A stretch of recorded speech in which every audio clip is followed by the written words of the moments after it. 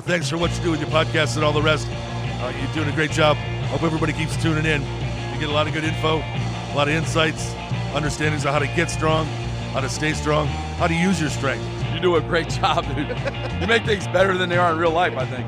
If you don't follow Massenomics, y'all do it. Social media, website, everything. Massenomics.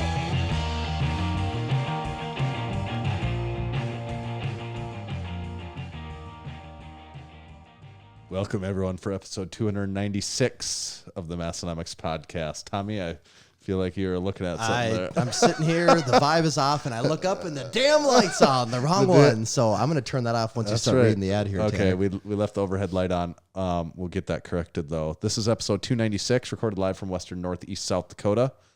Got a big rundown today, but first, I want to run down a little advertisement for you all.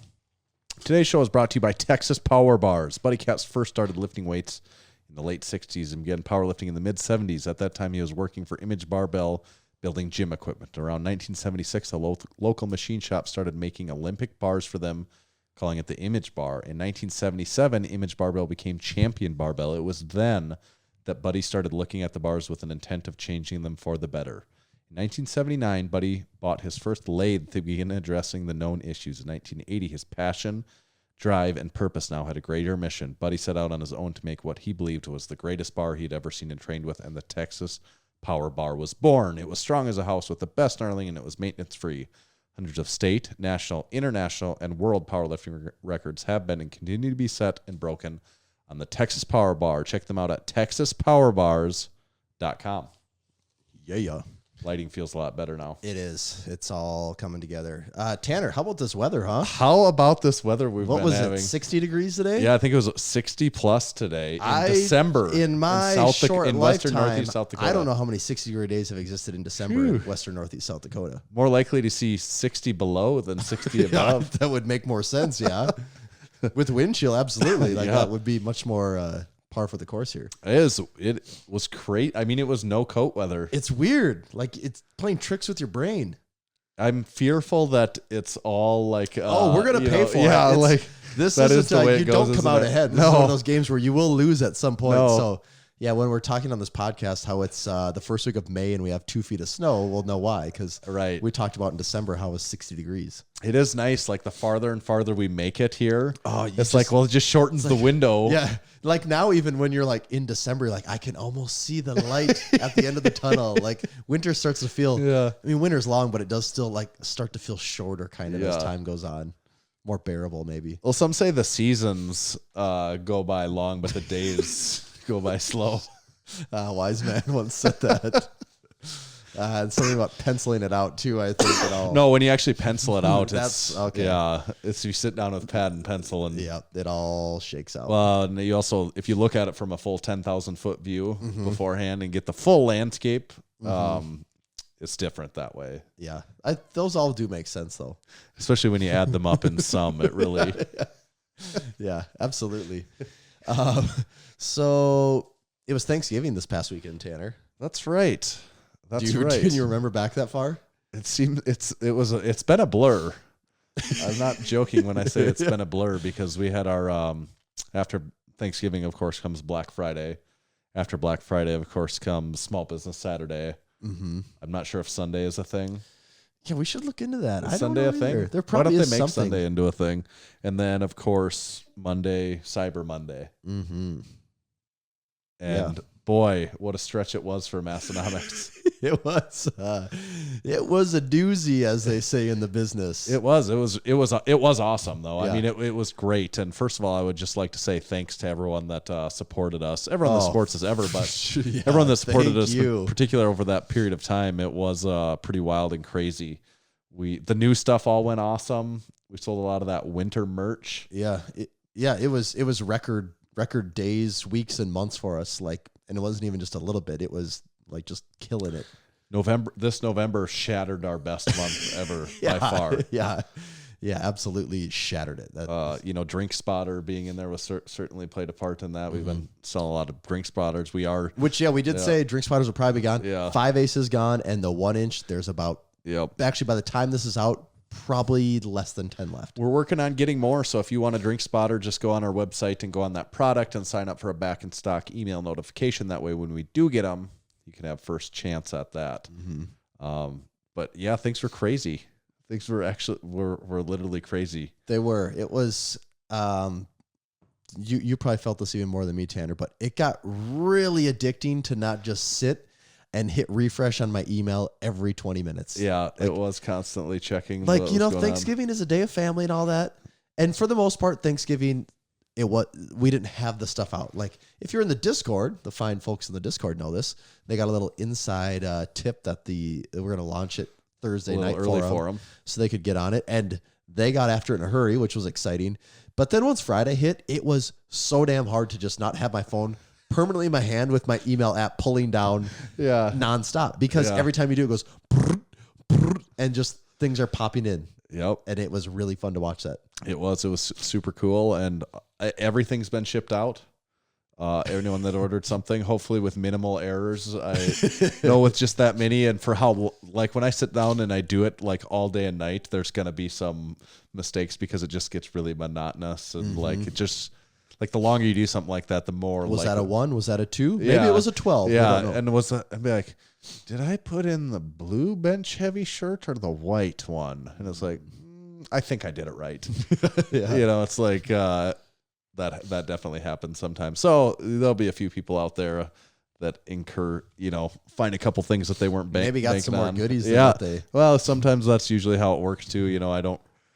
If we mess up, that's on us, and we make it right. So Someone acts against a $100 bill just made its way into their package. yeah. We accidentally like letting lift shorts fall into the packages. Yeah, they ordered one sticker and we actually put pairs of. We lift gave away a shitload of koozies and stickers, so there should be a lot of stickers floating in the lifting sphere that weren't there before. Which that's always good. We Yeah. like stickers getting out there in the world. Yep. And believe it or not, we're already having to work on our next stuff. Like, it's just like it is nonstop. it doesn't end. Yep. So we're already working on our next ideas. Believe it or not, we're not packing up shop. We're not done. Nope. We'll just continue on for another month and another one after that and another one after that, I guess. And what's that? The DJ Khaled? Another one. Yeah. Okay. I did have, thinking about it actually now, one of the great things about Thanksgiving, is you get to spend time with family. That's a good part And too. we the had- Massenomics stuff is important, but the family stuff is all right too. I'm getting there, Tanner. Okay. I'm getting there. Okay. So Thank you. we had all some comes back we to had some Massenomics. family come to town that's not from my side of the family, it'd be from my wife's side of the family, and The old in-laws. Yep. But some of her extended family, and at some point, the thing comes up of, Tommy, tell them about your Massenomics thing. Right. And it's always like, how far do I Yeah, go it's with like- this? And you kind of have to judge, is this a person that really would kind of understand Massenomics and really wants to know about it, or is it Yeah. someone that Because at maybe its you most tell basic, them like a really high level thing? Because I always test the waters. You go, me and a buddy, we have this thing, and we sell T-shirts to kind of people in the gym space. Yeah. And then if they're interested, they might ask a question. And then when someone says, oh, but there's a podcast too, and then you got to talk about the podcast thing. Yeah. And like everyone kind of keeps throwing little things in there. And then pretty soon I'm like, God, I've been talking about this for like 20 straight minutes. Yeah. And then when it gets to the point of like trying to show memes and explain the inside jokes, then you're like, I've probably gone too far. Like when Looking at their face, be like, yes, I lost when your them mother-in-law there. goes, I don't get any of it. Yeah. And I'm trying to explain this to these, like, so I always catch myself going probably way too far down the rabbit hole of trying to explain what Massenomics is. And then I'm like, I'm probably going way over people's heads here, but it is always a lot of fun when it does come up and I get to try to explain it to someone that, this is actually a real thing. You can usually tell, like, some people like gloss over, and after like the first couple things, you're like, okay, we'll end it there. It helps when you're at your house and you can be like, I can go in my closet. I Look, have all here's these a t-shirt. things. Here's a t-shirt. Like, oh, that's cool. That's cool. And that helps it a a little bit. There's real things here. Here, this is a real website. I even showed him the Drink Spotter video. Yes. Yeah, so there was some people that got the full Massenomics rundown, the crash course, you could say. Right. So did they say they're going to become supporting members? You know what? I think I did talk about supporting members. But I think they were interested in buying some stuff. They want to get some stuff. They said, "Oh," and then that's that question that always comes up. "Oh, is it here at your house right now?" And then I got to explain, "No, it's at a different guy's house." You can order on the website and we'll mail and then it right to it's you. like I get again into oh well, that's not for me right now. So then it kind of falls out. But you always got to deal with that fun stuff. Yeah. Black Friday equipment deals. We didn't buy any equipment this year over the Black Friday deals. Yeah, there just wasn't a lot of deals to be had, was there? There's some out there, you could get a good deal on Strength Co plates, get some money off. That was a good deal. Texas Power Bars, I think they were running $50 off per bars and stuff, and there's some decent stuff like that. But I don't know, it's changed a little bit, with supply chain issues. Yeah. So that's the old thing. It's the supply chain. Yeah. With everything going on. Yeah, with everything going on. With everything going on with the supply chain these days. I do think that is like things are still like every industry is still affected by. Have you tried to buy a PS5 lately, Tanner? I haven't tried to buy a PS anything since I bought a PS1 in probably 1997. I would have bought a PS1. That's probably about the time frame. Let's see. It wasn't. What's the NBA game now? NBA 2K? No, it wasn't that. NBA Live. Oh, 97 on a PS1. Yeah. I remember having a PS1, playing it. At PS1 or a PlayStation 1, because there was a difference. Oh, they PlayStation. Yeah, they redesigned the PlayStation 1 as the original PlayStation. Yeah. The old light gray PlayStation with the flip up lid disc, and playing Madden. Mm-hmm. And having an uncle walk in the room and be like, "Wow, I thought that was real at first." And if you look at like Madden, get your eyes checked, old man. Are you allowed to drive? That's really well. I haven't bought a PlayStation since I got a PlayStation 2 when I was probably 6th or 7th grade, I guess. We haven't talked about this. I recently jumped back into gaming here, though, Tanner. Yeah. I have an Xbox Series S now. I don't know what that means, but it's white. Basically, all I do is just play Forza. I just like to drive cars around, At the end of the long day, guys just got to hop in his car and get a little time behind the wheel, So put on his leather driving gloves. Just turn the tunes on and feel the wind in your hair. Yeah. No, I'm the most probably casual gamer there is.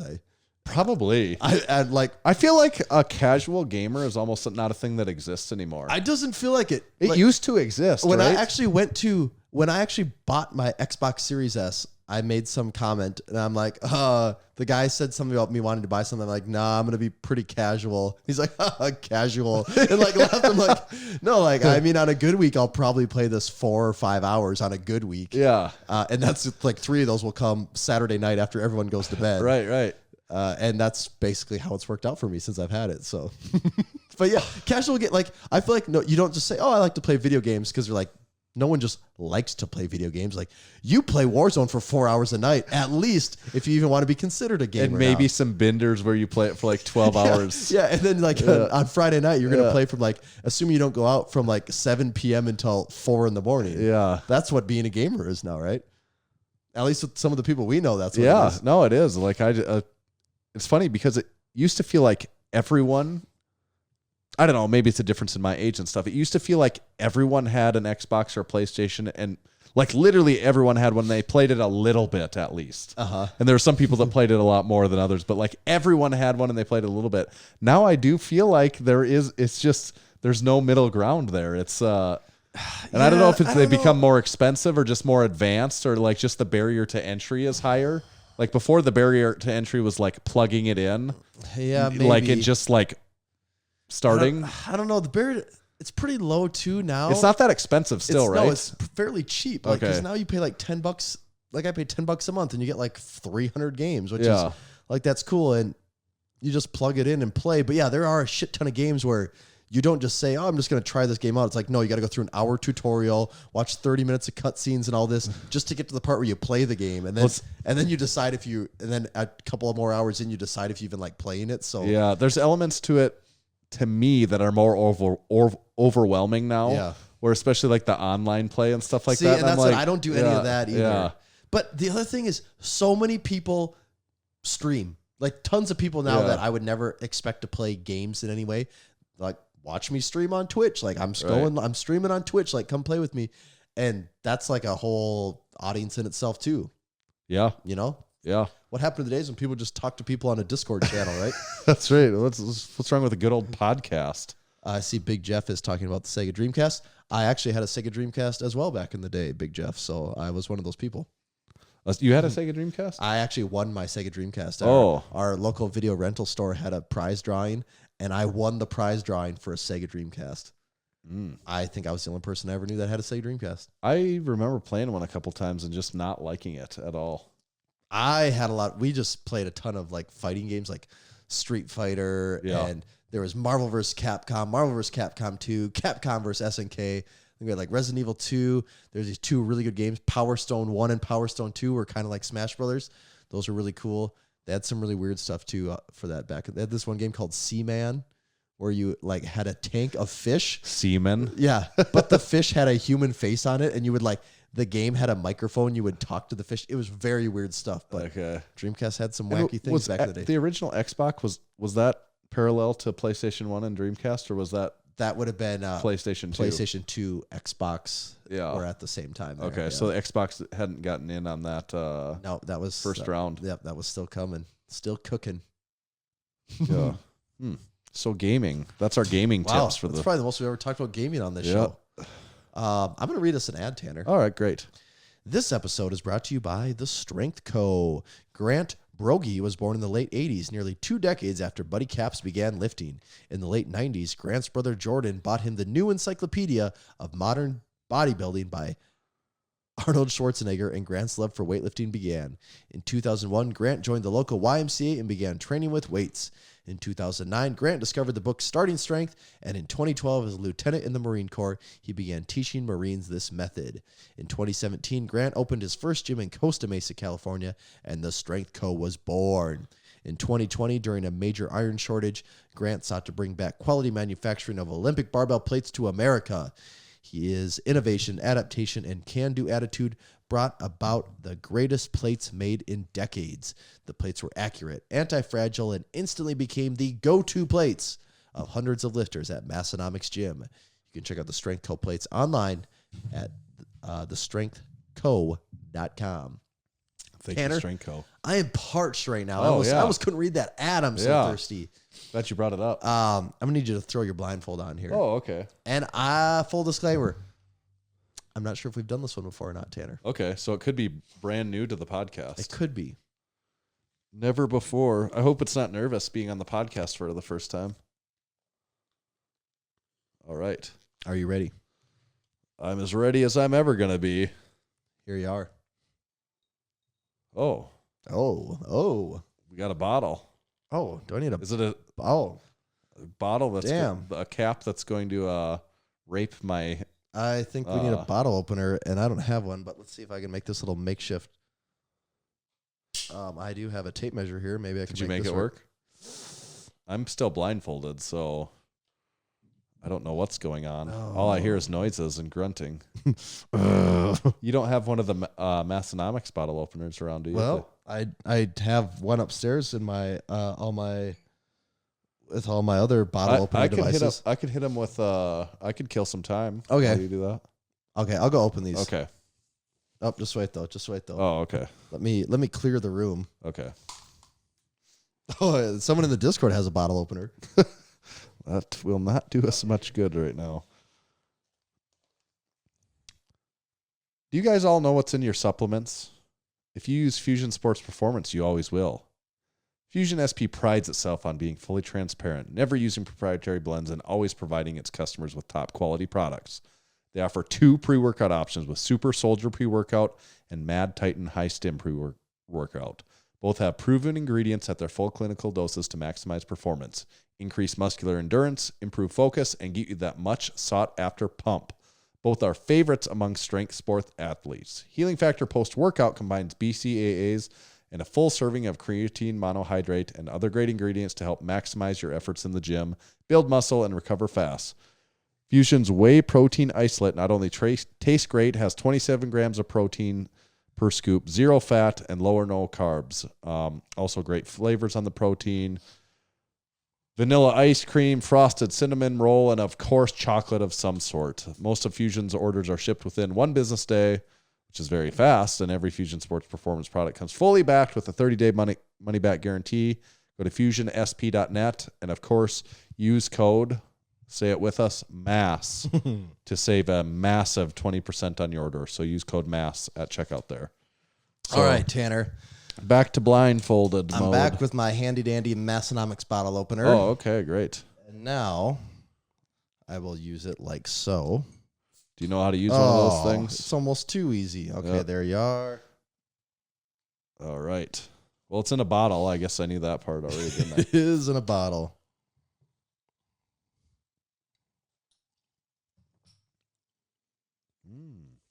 Fizzy. Yes, it is. Long neck bottle. And also, you can't see, Tanner, but these koozies are the new Massenomics koozies.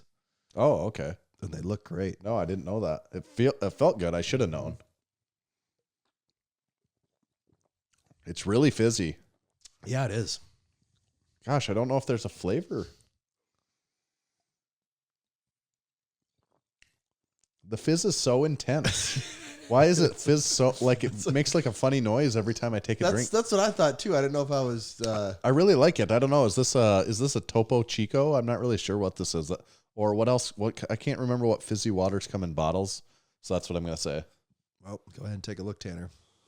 Okay, You yes, are it is. correct. It is a Topo Chico. And I do Have we- like Topo Chico. Have we had yeah, this before? Okay, I brought it couldn't before. remember for yeah. sure if we had it Yeah. or if I had it at Ryan's house. No, I brought them before. All right. This was the special guest Massenomics. Oh, version. Big Mason. The big fella from Massenomics Gym. Big fella, a.k.a. Big Mason, a.k.a. Masonomics. Yeah. Masonomics. Isn't that a great nickname? That is a great nickname. And I didn't realize that Big Fella was on his license plate on his car, which is awesome. I love that. Big fella. Yeah. I saw that one day in the parking lot and had to get it on Instagram. I saw it was just the last, because I usually get to the gym before him. And it was just the last time I was walking in, I saw a car that said Big Fella. I'm like, that has to be Mason's car. There's no way it's not his car. Isn't that wildly fizzy? Like a weird odd way? It is, isn't it? Like I can hear it hit my teeth. Yeah. Does this feel flavorless to you, or There's not? no flavor here, is there? No, I don't think there is. But to me, it almost feels slightly like Maybe it's just the bubbles yeah. imitate flavor. This I really like these though. I think these are great. I do too. They're enjoyable. Topo Chico, thanks Masonomics. Yeah. I'd give that I don't know. As far as unflavored water goes, that's a easy 4. As far as unflavored, I think so. unflavored kind of almost so you're gets giving a it a category 4. of its own. Yeah, almost. yeah. So we're comparing it to LaCroix Piers and I suppose just a water. Just flat. Yeah. Yeah, I would give this a 4 also. Yeah, it's quite enjoyable. This is a tasty little treat. How about those koozies though, Tanner? Oh, you got the Feel the Burn and I've got the Lift shit here. Look Both great. great choices. Tommy, did you see the Spotify year wrap-ups coming through today? I did. Which we were kind of saying, does that always start the first day of December? Like, doesn't that feel a little early? Well, doesn't December count? Apparently not in this equation here. Why would they do it at the beginning of the year? Why is the year wrap-up on December 1st? I guess I could maybe see them being, Christmas to New Year's is too busy. But then wouldn't you just say, we'll just do it the first week in January? Right. Or like after the or year's maybe over? just like right before Christmas? How's that work then? Like, do you think it's resetting? Like, is the December to January never getting...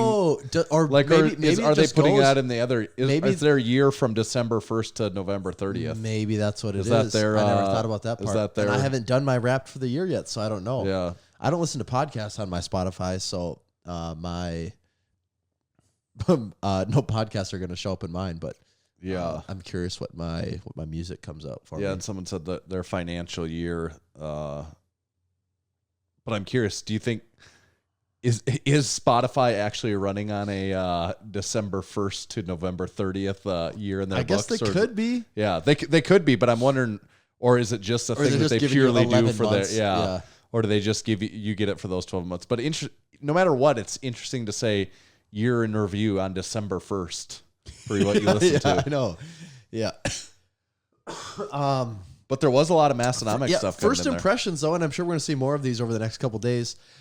Some people listen to a lot of Massenomics this year, like a lot, Yes. like to the tune of tens of thousands of minutes. I think the highest I saw was Big Chris. I don't know if he's listening live tonight or not. Big Chris.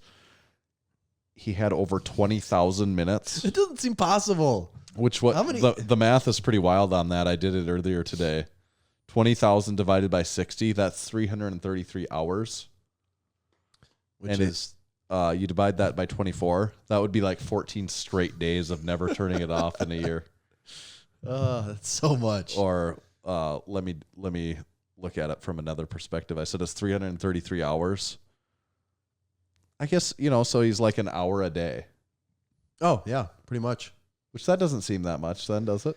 It doesn't, but also every day for an hour, though, right, that is a lot too. But I don't know. I guess if you stick with it. Yeah, I guess every single day. Which means you miss a couple days and you do a 3 or 4 Oh, and hour someone day. says Omar Martinez was over 21,000. Oh. So maybe that Omar Martinez was the number one. Wow. That's a lot. Big Chris says that's basically what it was. Hour into work, hour way home. But I suppose that requires you listening to the full library in 1 year, right? Because we're coming up on, what do we say? This is 296. We're coming up on 300 here soon. And, the average runtime of all of them is probably a little more than an hour. Yeah. If you factor especially lately. Yeah. I don't know if we've done, they're pretty much there really all hasn't over an been hour anything 15 under an lately. hour. Yeah. No. It's usually closer to an hour and a half, I would say this year. Yeah. That's good. It's fun to post all those in the story, and it's funny when Also seeing the ones that we're with. Right, where it's like it's Joe Rogan experience. Well, when you see ones with other like fitness based things, you think, okay, it makes sense. But then when it's some random murder mystery, something else, like four of them you've never some heard of golf before. ones I saw in there, and then Massenomics. Yeah, it is funny to see what people listen to, and these people have other hobbies besides Massenomics. What's wrong with them? Yeah. So, but we made it top 5 in Western Northeast South Dakota for sure. Mm-hmm. The president of North Dakota wasn't wrong when he put that on a billboard. Yep. He knew what was going on. Yeah. Tanner, last week I also got a new computer recently. Oh yeah, you got all kind. Look at all your. I do. Gadgets. I got Xboxes and computers and stuff all over here. Phones. Phones too. Yeah. Apple's got. Someone on the Discord this week asked what the phone we had, and that's how much you've already meant moved to me. on. Is that I already forgot? I'm like, I think it's 13, Yeah, but he you said said 14, so is 14 out too? Yeah, you said I am just going to defer to Tommy. But they said something about 14. Is there a 14? They said I meant to write 13. Oh, okay, because that really extra threw me off though. That I'm like, gosh, did they already come out with another one? Is that possible? Because I'm pretty sure this was like the week that I bought it. Yeah. No, but no, I honestly did. I wasn't even joking. Like I didn't know what the answer was. Yeah, so we had to mention that a little bit. But I was all jacked for this computer, and I've been using a Mac computer since 2007 now. So, I got over a decade, almost 15 years into these things. I feel like I sit on it all day, every day for like 8 hours. Like it's a real part of who I am and what I do. And the one I had, I hated a lot for a lot of reasons. And they were all pretty well documented with keyboard issues and things like that. So when Apple announced these new computers, if you're into the world, they had these revolutionary new computers, and I was so jacked for it. And I finally got it last week after, they were back orders. You had to wait like a month. It finally came in the mail. Supply chain It's issues. not too often you order something and the shipping originates out of China. Like that's how with these, like it said, sitting in Shanghai, China, waiting. And that's just where the FedEx number was for like 2 weeks. And then boom, it was here. Yep. But I finally got here and I'm thinking, the podcast, I'm just going to get this thing edited so fast now. It's going to be amazing. Because for us to an hour and a half podcast, like on my old computer, it would take pretty much real time to export, at least an hour and a half. Okay. Maybe sometimes even a little longer. So, pretty much a 1-to-1 comparison. So I'm thinking, oh, this new thing's going to set the record. It's going to be amazing. It's going to go so fast, and I'm going to be able to work on other things. My computer's not going to be like, the fans aren't going crazy. Everything's bugging out. Yeah. Like I always would have to time that up. Like I'd have to do it at the end of the day or at lunchtime. When you're not planning on doing other stuff. When I'm not going to be at it. Yeah.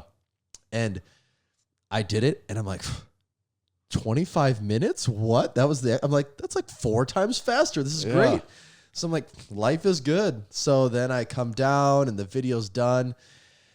And I, got to look through it quick before I put it on YouTube, because YouTube takes a little time too. Yeah. And I look, and I'm like watching, I'm like, something's not right here. And I can't, because it seems like we're good. I'm looking at us. It seems like we're good. And then we start like moving our heads, and it gets that weird artifacting, like when it looks like a low quality YouTube video. Yeah. I'm like, what the hell's going on? And this was on my last, I was about to go down and enjoy my video games for the night. This was like last Friday after all the Thanksgiving festivities had ended. I'm thinking, I'm going to go just hang out for like an hour, go to bed early. I ended up being up for like 2.5 hours messing with the goddamn video. Turns out that there's a known bug. It took me I was like editing video on both computers because I thought we actually recorded the footage wrong. Because I'm like, I can't figure out what's going on here. It has to have been we recorded it wrong. But it didn't look wrong before it was exported. And so then I actually took the video, I put it on the old computer and was exporting just tiny chunks of it, and they were coming out perfect. So now at this point, I'm like, well, now I know it's not the footage, it's the new computer. Right. And when you go to export, you've exported some videos. There's only 10,000 switches you can pick. Yeah. Like there's not like, you don't just hit like save as. No. There are 10,000 switches. Yeah. What dial? And it kind of like, I got to a point where I was kind of like, I have a hunch it could be these ones. That wasn't making a difference. So eventually I go in and start Googling some things. And there was a couple people that were having the exact same problem. And they had a list of like 5 different solutions. None of those worked for me. I got to the very bottom of the list, the last solution, checked that one, that solved the problem. What was it? So it was when it exports the video, it can export in 2 different ways, as a variable bit rate or a continuous bit rate. So as in like it's keeping the same quality the whole way through. Yeah. Or like if there's not much going on, maybe it can dip the quality down because it doesn't need as much quality. So variable will move up and down. The default is always variable bit rate always. Yeah. And there's just one tiny little checkbox to say keep a continuous bit rate. When you do that, all of a sudden everything's perfect, which that makes no sense. It is like a bug. It has to be. Took me like 2.5 hours to figure out. Now I know it. So I guess going forward, it's the bit rate. It gets them every time. It is the bit rate. It'll get you every time. You should have just called me. I know that stuff. I figured you were too busy packing orders, so I didn't want to burden you. Yeah. Can Tommy do anything? Like, now I got to explain the whole bit rate thing to him again. Oh God, here we go. Yeah, so it went from being what I thought would be one of the quickest videos ever to almost the most time I've ever spent editing a podcast video ever. Yeah. Let's see. Do we want to get our guest on the horn or go over some podcast reviews? Or yeah, let's get our guest. Okay, we're almost 33 minutes already. Should we say goodbye to the Discord community then? Oh, the Discord. I suppose. Okay. Bye, Discord. Goodbye, Discord. Boom, they're gone. Thank God. I'm glad you remember that because, especially after last week where we let them stay on the whole time, I kind of forget to turn them off. Now we can finally talk shit about them. Let's see. Oh, it's right. Cord there. Cord was right in front of my own eyes. If it was a snake, it would have bit you, Tanner. You don't watch Yellowstone, do you? I don't, but it was brought up several times. Okay, I was just saying, it appears as if everyone watches Yellowstone. Is that apparently true? Yeah. Mm-hmm. Have you watched it then, or what? Yeah. Okay. Yeah, like I've seen some of the new season. I've seen the other rest of it, and I've seen some of this new season that's out, and just the snake bite thing. Also, it's just that show is wild. Like all the how extreme they take ranching. Like they take like all the murdering that it's like the weekly murderings and explode bombings and stuff that are going on in rural Wyoming, the Middle Montana, East or rural Wyoming. Right. It's just wild, and also like when Western South Dakota is kind of similar on the same page. Like I've been out there, and you gotta try to find someone. Like right. It's work to find another person, let alone find another person and have enough beef with them to do something. And that's TV, that's like fictional TV is what what it's like. But I think some people get want to believe that this is what ranching is like, just in a constant state of conflict. If you're not at war with everyone, you're not. It is actually war. All right, should we try and get Big Brian on the phone? What time period is that set in? Even modern day. Oh, it is modern day. Okay. Yeah. 2021. So they can talk shit on social media. But now there is a spinoff coming Is there? of so John Dutton is Kevin, or I think it's John, whatever. The main Dutton is Kevin Costner. He's the main actor. Mm-hmm. It's his grandpa. I think it's called like 1886 or something like that. This is the spinoff, is played by Tim McGraw. Oh, really? Yeah. Huh. Yeah. Is he an actor? I think so. Oh. I mean, or am I saying, is it Tim McGraw? Isn't he a country singer? Right? Yeah. I mean, it's but Tim he McGraw. does acting too? I'm just, yeah. I'm pretty sure it's Tim McGraw or it's some other country singer actor, but I'm pretty sure it's Tim McGraw. Yeah. I guess I'll keep an eye out for it. Yeah. A spinoff of the show though. Interesting. All right. Let's enough of me not knowing Yellowstone all that well.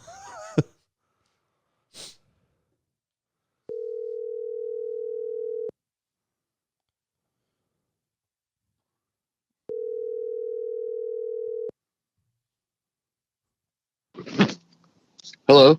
Big Brian, is this you? How's it going? It's Brian. All right. What's happening? You're on the Massenomics podcast with Tanner and Tommy. What's up, Brian? How's it going? Good to meet you guys. Good. Do you have that whiskey ready like you promised?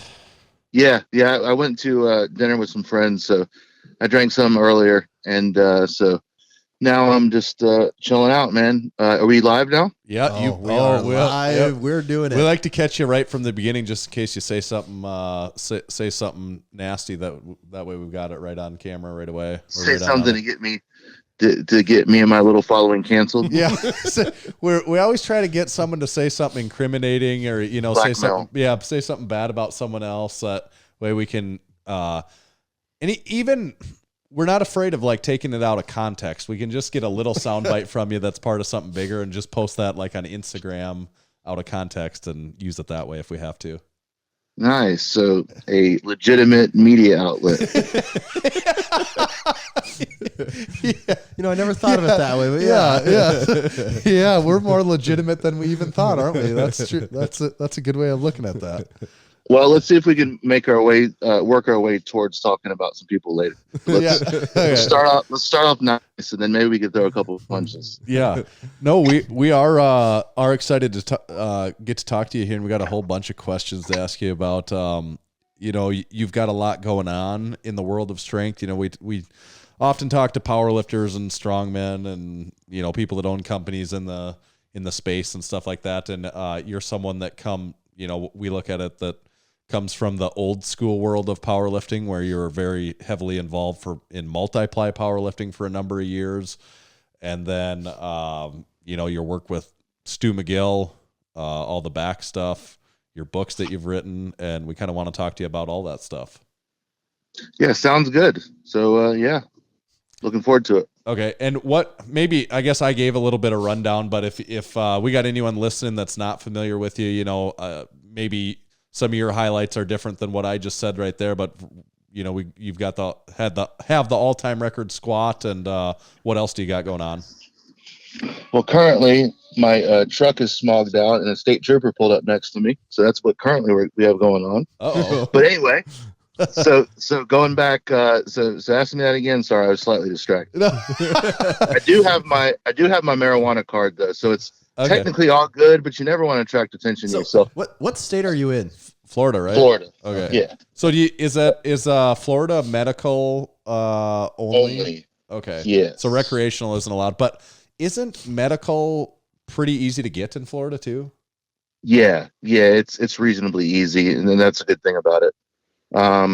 It's not too bad as long as you have something. I mean, really, if it came down to it, I'm assuming you guys may have like seen my imaging or whatever before and after, but I could just literally show the doctor before and after of my back, or just the before picture of the back, and be good. So yeah, I think it's better than taking a lot of the stuff that you see people lose their minds on and get really addicted to. For instance, Xanax comes to mind. That's when it kills people when they come off of it. So I think it's for a lot of people, it's a good alternative, but it's not for everyone. Just like any other supplement or drug or even multiply powerlifting, it's not for everybody. You know what I mean? Right. Well, I think that's a good way of looking at it. And I can agree with that. It's funny because in South Dakota, we're going through that right now where medical got voted to go through, and they are getting the kinks worked out of that, and that is going to happen. And we actually also voted for recreational marijuana to be legal, and it passed, but then the Supreme Court just recently decided like that's a no-go because of some technicalities on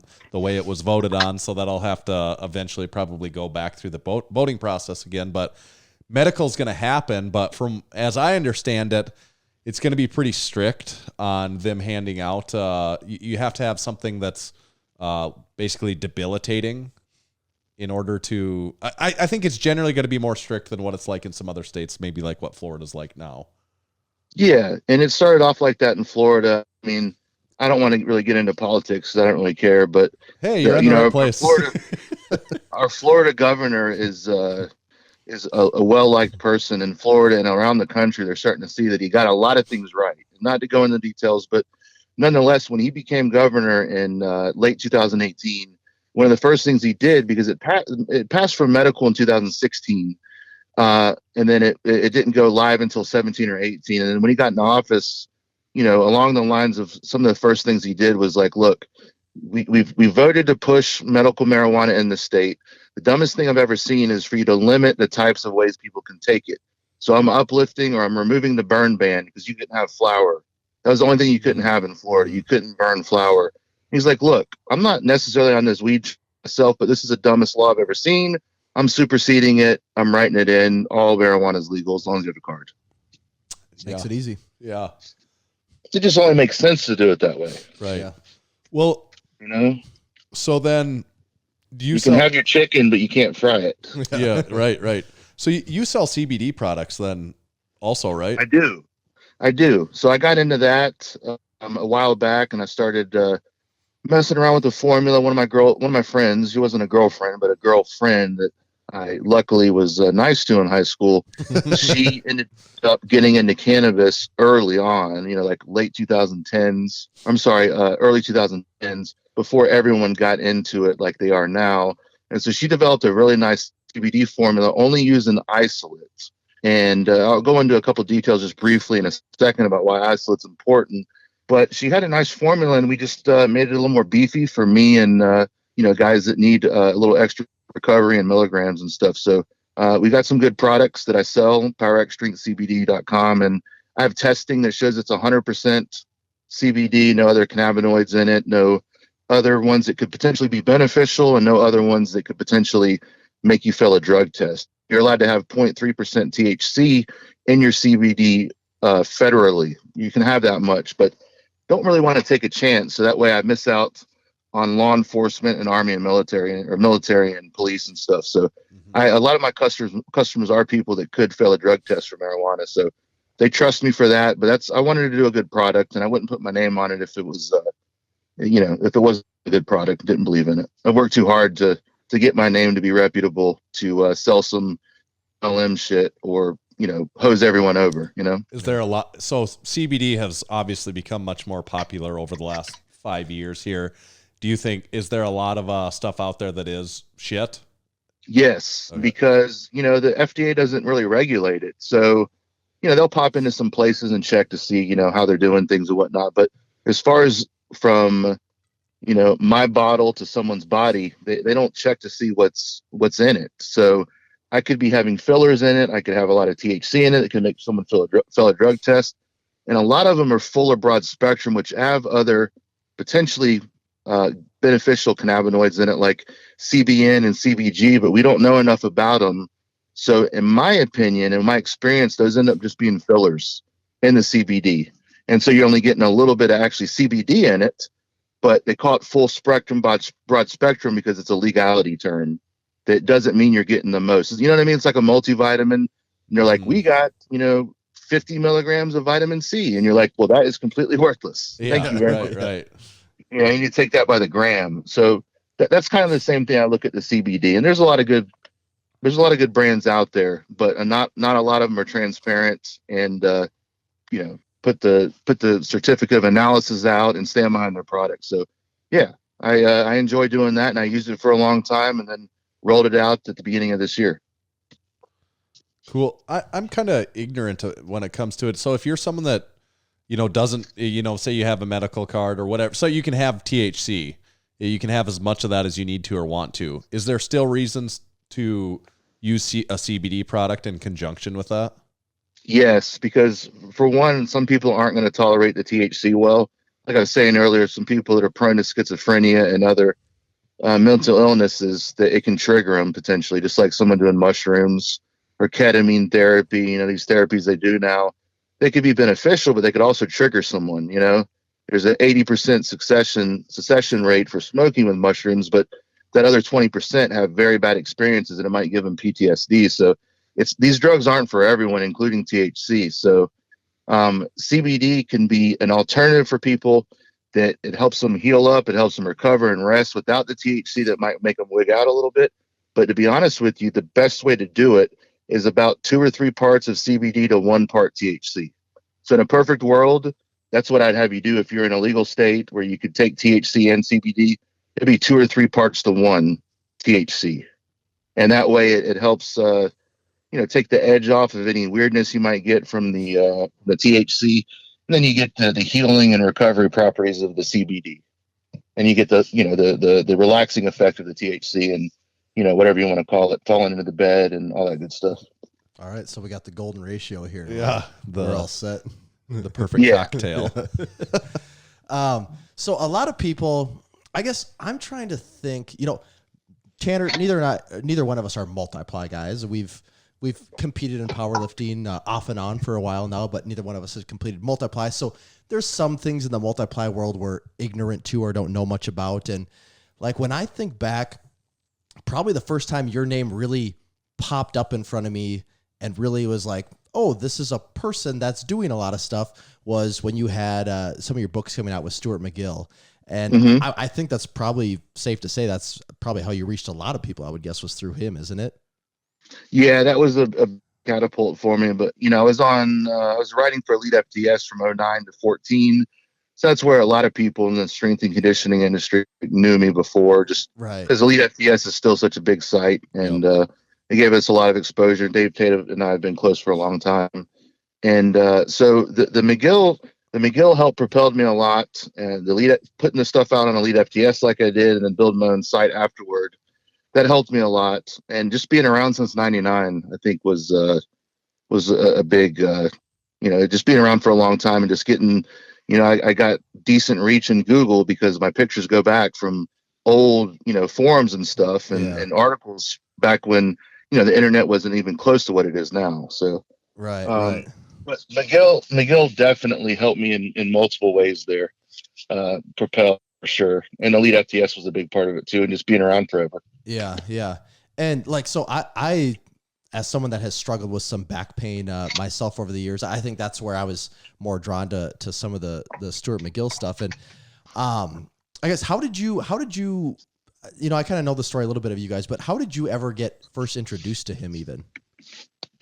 I initially reached out to him through email, and it was one of those things that I just I didn't have a contact with him. I just reached out to him straight up, and he got back to me, and we kind of hit it off. And he told me how much it was going to cost me to go up there. And within a week, I was up there in his lab clinic training center, and we were getting down to what the hell was going on with my back and all that good stuff. So at that point, were you just kind of doing some research for people that like back rehab experts, or how did you find him? I found him. I'm sorry about this, guys. I found him just from back research. Of course I looked into surgery quite a bit. I looked literally everywhere. I saw neurosurgeons, I saw orthopedics. I went to physical therapy. I went to pain management. I got the injections, epidural, nerve root block, facet injection. I had consults for surgery. I did all of it. And I started talking with him, and we did a couple calls, and he's like, come up, and surgery's not going to help you because you have multiple pain generators, meaning I had multiple injuries on different levels. So when they go in and do a surgery, they're not likely to go in and cut all your pain triggers out. There's one main one or something, and they can identify it and prove it. That's why some people do get a successful surgery for a disc bulge or something. But someone like me that had multiple pain generators, and what I mean by that is compression hurt me, having a bar on my back hurt me, walking, standing hurt me, flexion, which is bending forward, of course, extension, which is bending backwards. Any type of pressure on my spine hurt, caused me pain, and it bled over into my day-to-day activities. And so he wanted me to come up and do an assessment. And so we started off doing the assessment, and we spent about 5 hours together, and he showed me my injury mechanisms, how I needed to move to let my back heal and not going into flexion, extension, and standing for too long and lifting for a bit. And at the end of the session, he said, well, here's what I think. I'll give you more details in the email, but I think that you're really jacked up. And if you're my son, I'd urge you to quit powerlifting because you got nothing left and you're done. I think there's a chance for you out of pain, and I think I can do that. But anything more than that could really cost you big time for your future health. And so I said, well, you did say you could help get me out of pain. Just to let you know, I am going to powerlift again when I get out of pain. Yeah. So we went back and forth for a minute, and he goes, okay, fine. We get you out of pain. Who knows? Maybe you're right. Maybe we end up writing a book about it. So that was our first meeting in May 1st, 2013. And so did you guys literally say, maybe we write a book? Like, was that a discussion at the time or something that was thrown out there? On my daughter's lives, 100%. Yeah, that's funny. It was the first, it was 5 hours in or so, but it was one of the first, main interactions and back and forth that we had concerning my future. And that was what we came to. So like, okay, first things first, get out of pain. And that ends up eventually being the gift of injury. Then is what a lot of that book is made up of then, right? Yeah, it's the whole book. It's a story of, my path, and then me trying to figure things out on my own and failing, and going to see Dr. Mill and rebuilding, and then coming back and winning the Arnold 2 more times and setting the biggest squat of all time, regardless of weight class, even, post injury. Right. So you said you got along really well with Stu then too. From the outside looking in, it almost seems like it could be kind of like The Odd Couple, because you got this little guy with white hair, and a mustache, and then this 308 power lifter, squatting over 1,000 pounds, and but that wasn't the case. You did get along really well. Oh yeah, we got along really well. We're a lot alike in different ways, and we're in different phases of our life too. He's 63 and I'm 40. So we met, that's 8.5 years ago or so. So definitely, if we would have been both the same age, we may not have got along very well, just because we're a lot alike. But it was a good match right away, and I think that's why, not just because we had a successful outcome. I think that's also why we ended up writing the book together too. Because you could have the successful outcome, but he's like, it could have been like, I'm just done. I don't want to write a book. That's a lot for me. I got a lot going on, but he kept his word, and I held him to it. And we released it in October of 2017. That writing a book thing, Tommy and I even talked about that. Before we talked today, we're talking about, if anyone actually makes it through to the end and getting a book out there and having it published and having it for sale in legitimate places and everything, like, in our estimations, that takes a pretty big commitment and like some actual work, and it doesn't happen by accident. How was that process doing that the first time? Would you, if someone said, yeah, I'm kind of interested in making a book, would you be like, good luck, buddy? Or would you be like, yeah, you can make it happen. It's reasonable.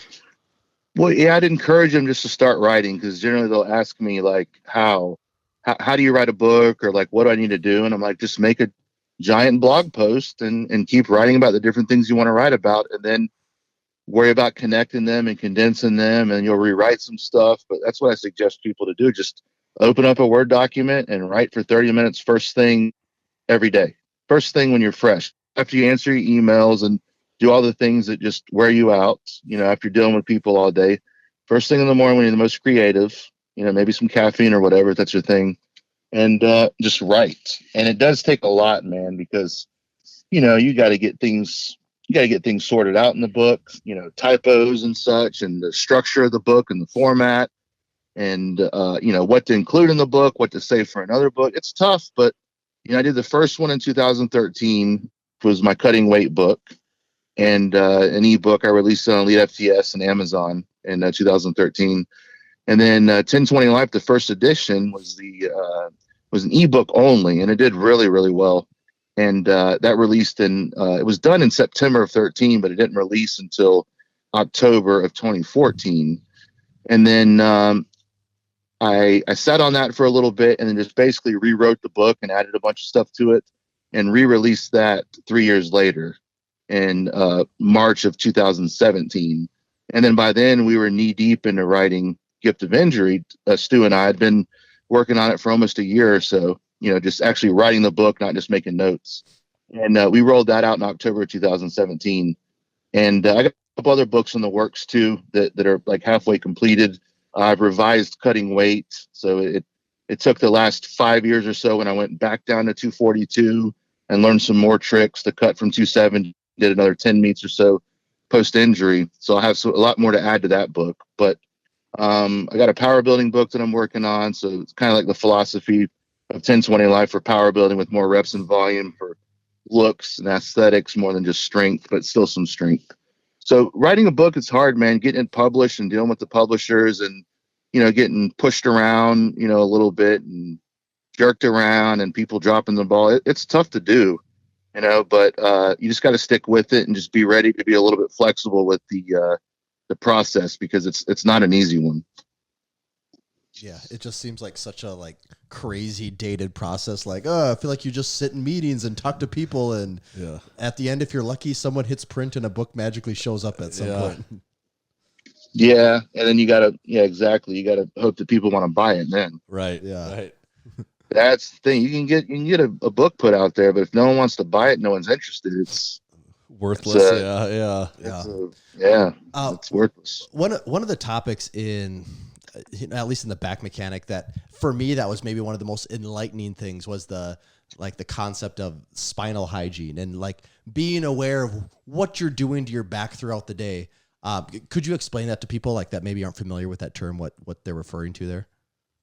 Yeah. So one thing I work on, it was a great deal of my recovery, was the way I move day to day. And we talk about it in Gift of Injury. There's 168 hours in a week. What you do in the gym, maybe 10, 15, 20 hours or whatever it might be per week. So you're out of the gym 140 plus hours. And if you aren't taking care of yourself like you do in the gym with proper form and such, and you're abusing your body, whether it be your knees or your hips or your shoulders or your pecs or your back, eventually, especially with the back, it's a little bit different. It's not a ball and socket joint. So too much bending and too much poor movement, especially if you're a bigger guy that's built their spine, they've tuned their spine to be stable. It's like an oak tree. It's supposed to be rigid. It can bear load, but it's not good at bending. So if you're mixing a lot of spinal loading with strongman or powerlifting and you're still doing a bunch of bending, an example like stretching or a lot of bending over at the waist doing yard work, annulus, the disc around the ring around the disc is called the annulus, and it's made up of collagen, and it's adaptable. So you can either make it very stiff or very bendable. So when you try to do both, especially on a bigger person, you end up getting neither, and you end up getting a disc bulge. So people that have poor spine hygiene, that have a disc bulge or prone to one, that's going to be one of the first things they need to clean up. And unfortunately, teaching people to move and avoid their pain triggers by squatting, lunging, moving in ways that don't provoke your pain, for example, of bending forward under load and such. They're not going to teach them this at physical therapy and such, unfortunately. And spine hygiene is one of the biggest things that trip people up. They'll do their good core work, they'll stop lifting, they'll go for their walks, but they move poorly all the time, and they wonder why they can't get their back, wound down, and the pain's still there, even when they're doing all these other things. I mean, the spine hygiene is like 50 to 70% of it for some people, even more. Just not recreating their injury over and over and over. So the spine hygiene is huge, and that's a term Dr. McGill uses for moving well and not provoking the pain triggers in your spine if you have them. Yeah, and so for me, my issue is always flexion. That's where I get into trouble, is in flexion. And what's so hard about the spine hygiene thing, when I look at, if you're in the gym and you need someone to critique your form, you're going to go do a lift. You can record that 30 seconds and someone can critique it.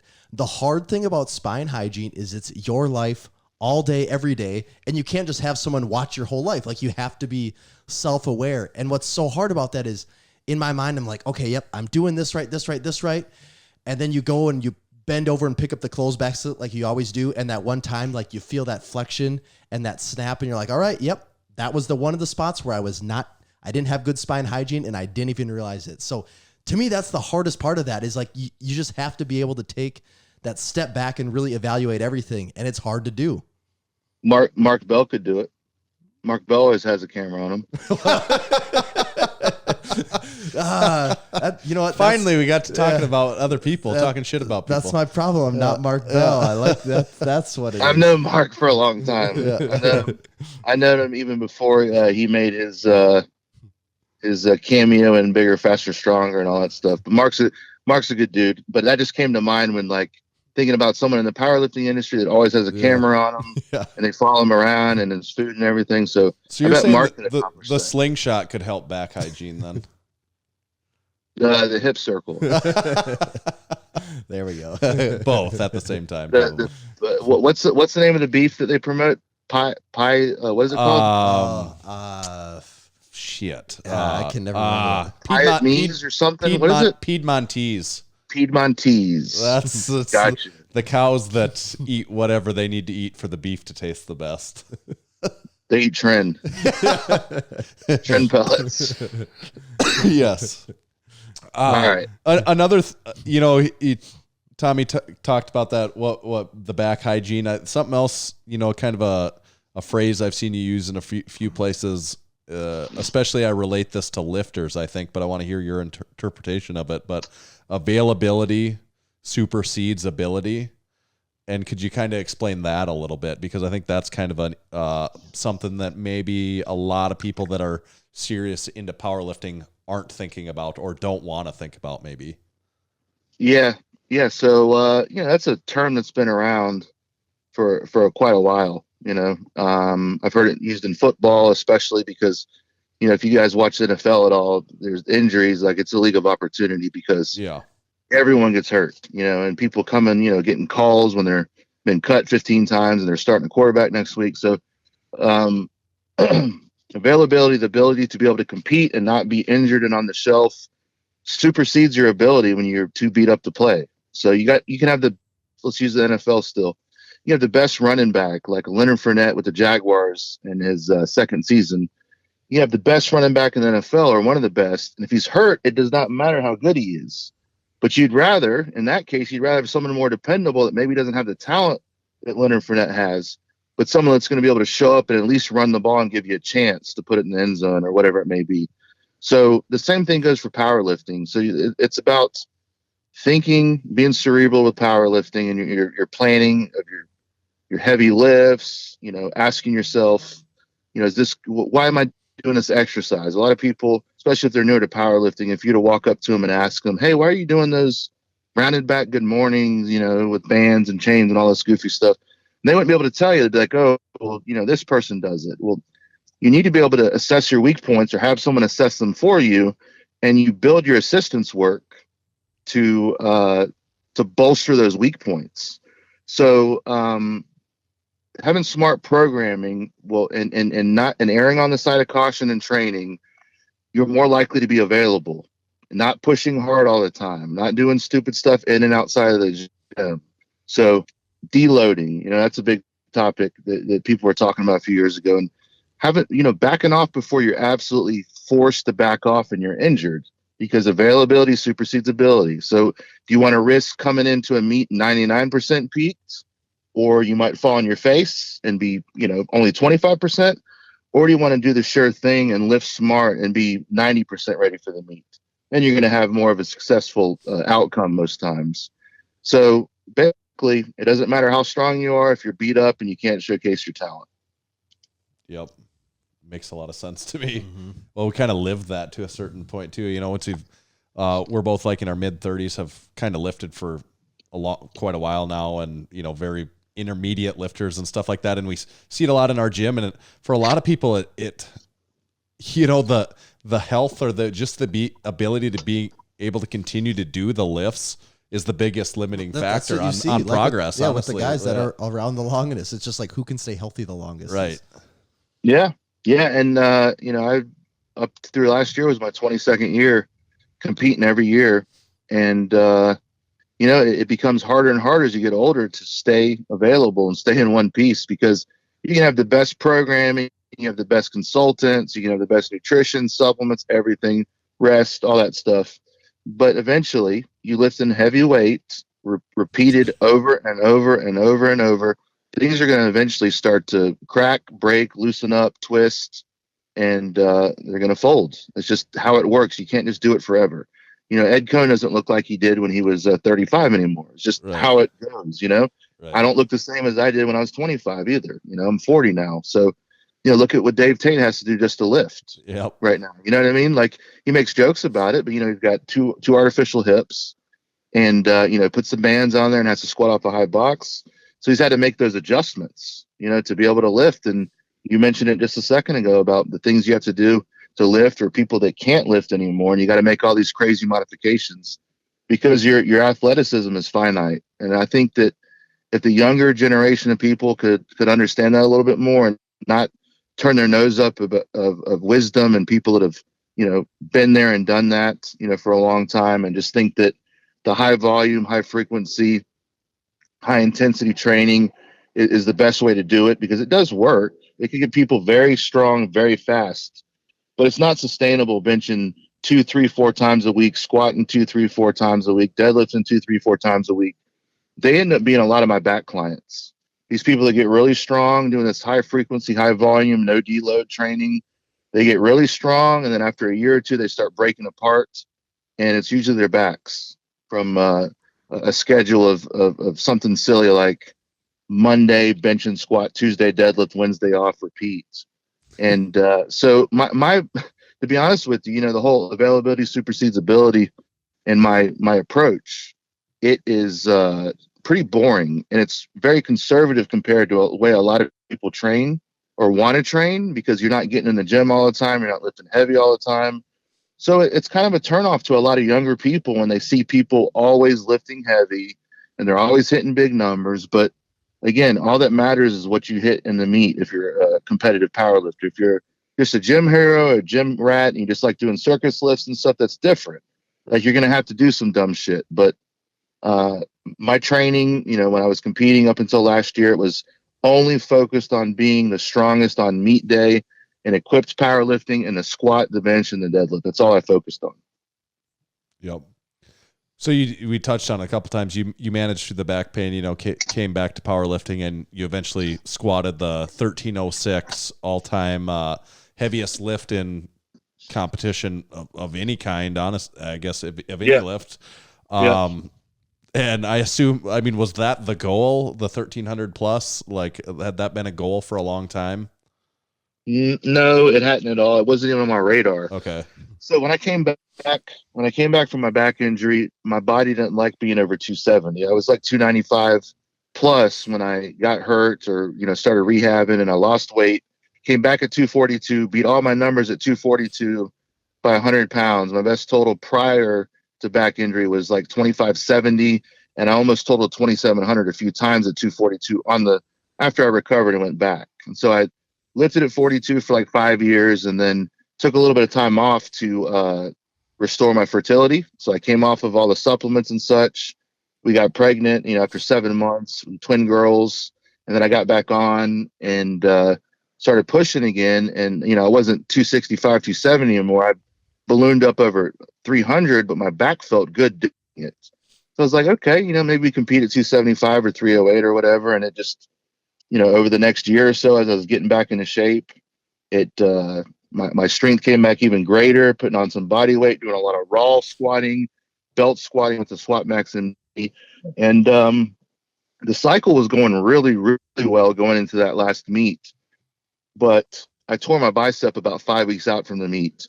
And so I had to end up going to squat only. And I knew that my squat was strong, and I figured I could hold on to the bar. So I tested it out the next couple of weeks, and then decided to put all my efforts last 5 weeks or so into squatting like twice a week, once heavy on the with the barbell and once like with a lot of volume at the belt squat, and just focused on trying to hit the biggest squat that I could. I knew I could do in the 12s, but 13 wasn't even on my radar. But as we got closer to the meet, I'm like, dude, everything feels good. If I can hit, take a crack at that all-time world record at 1280 something, and if I hit that and I still have something in me, let's load 1300 on there and see what happens. So I didn't have a plan.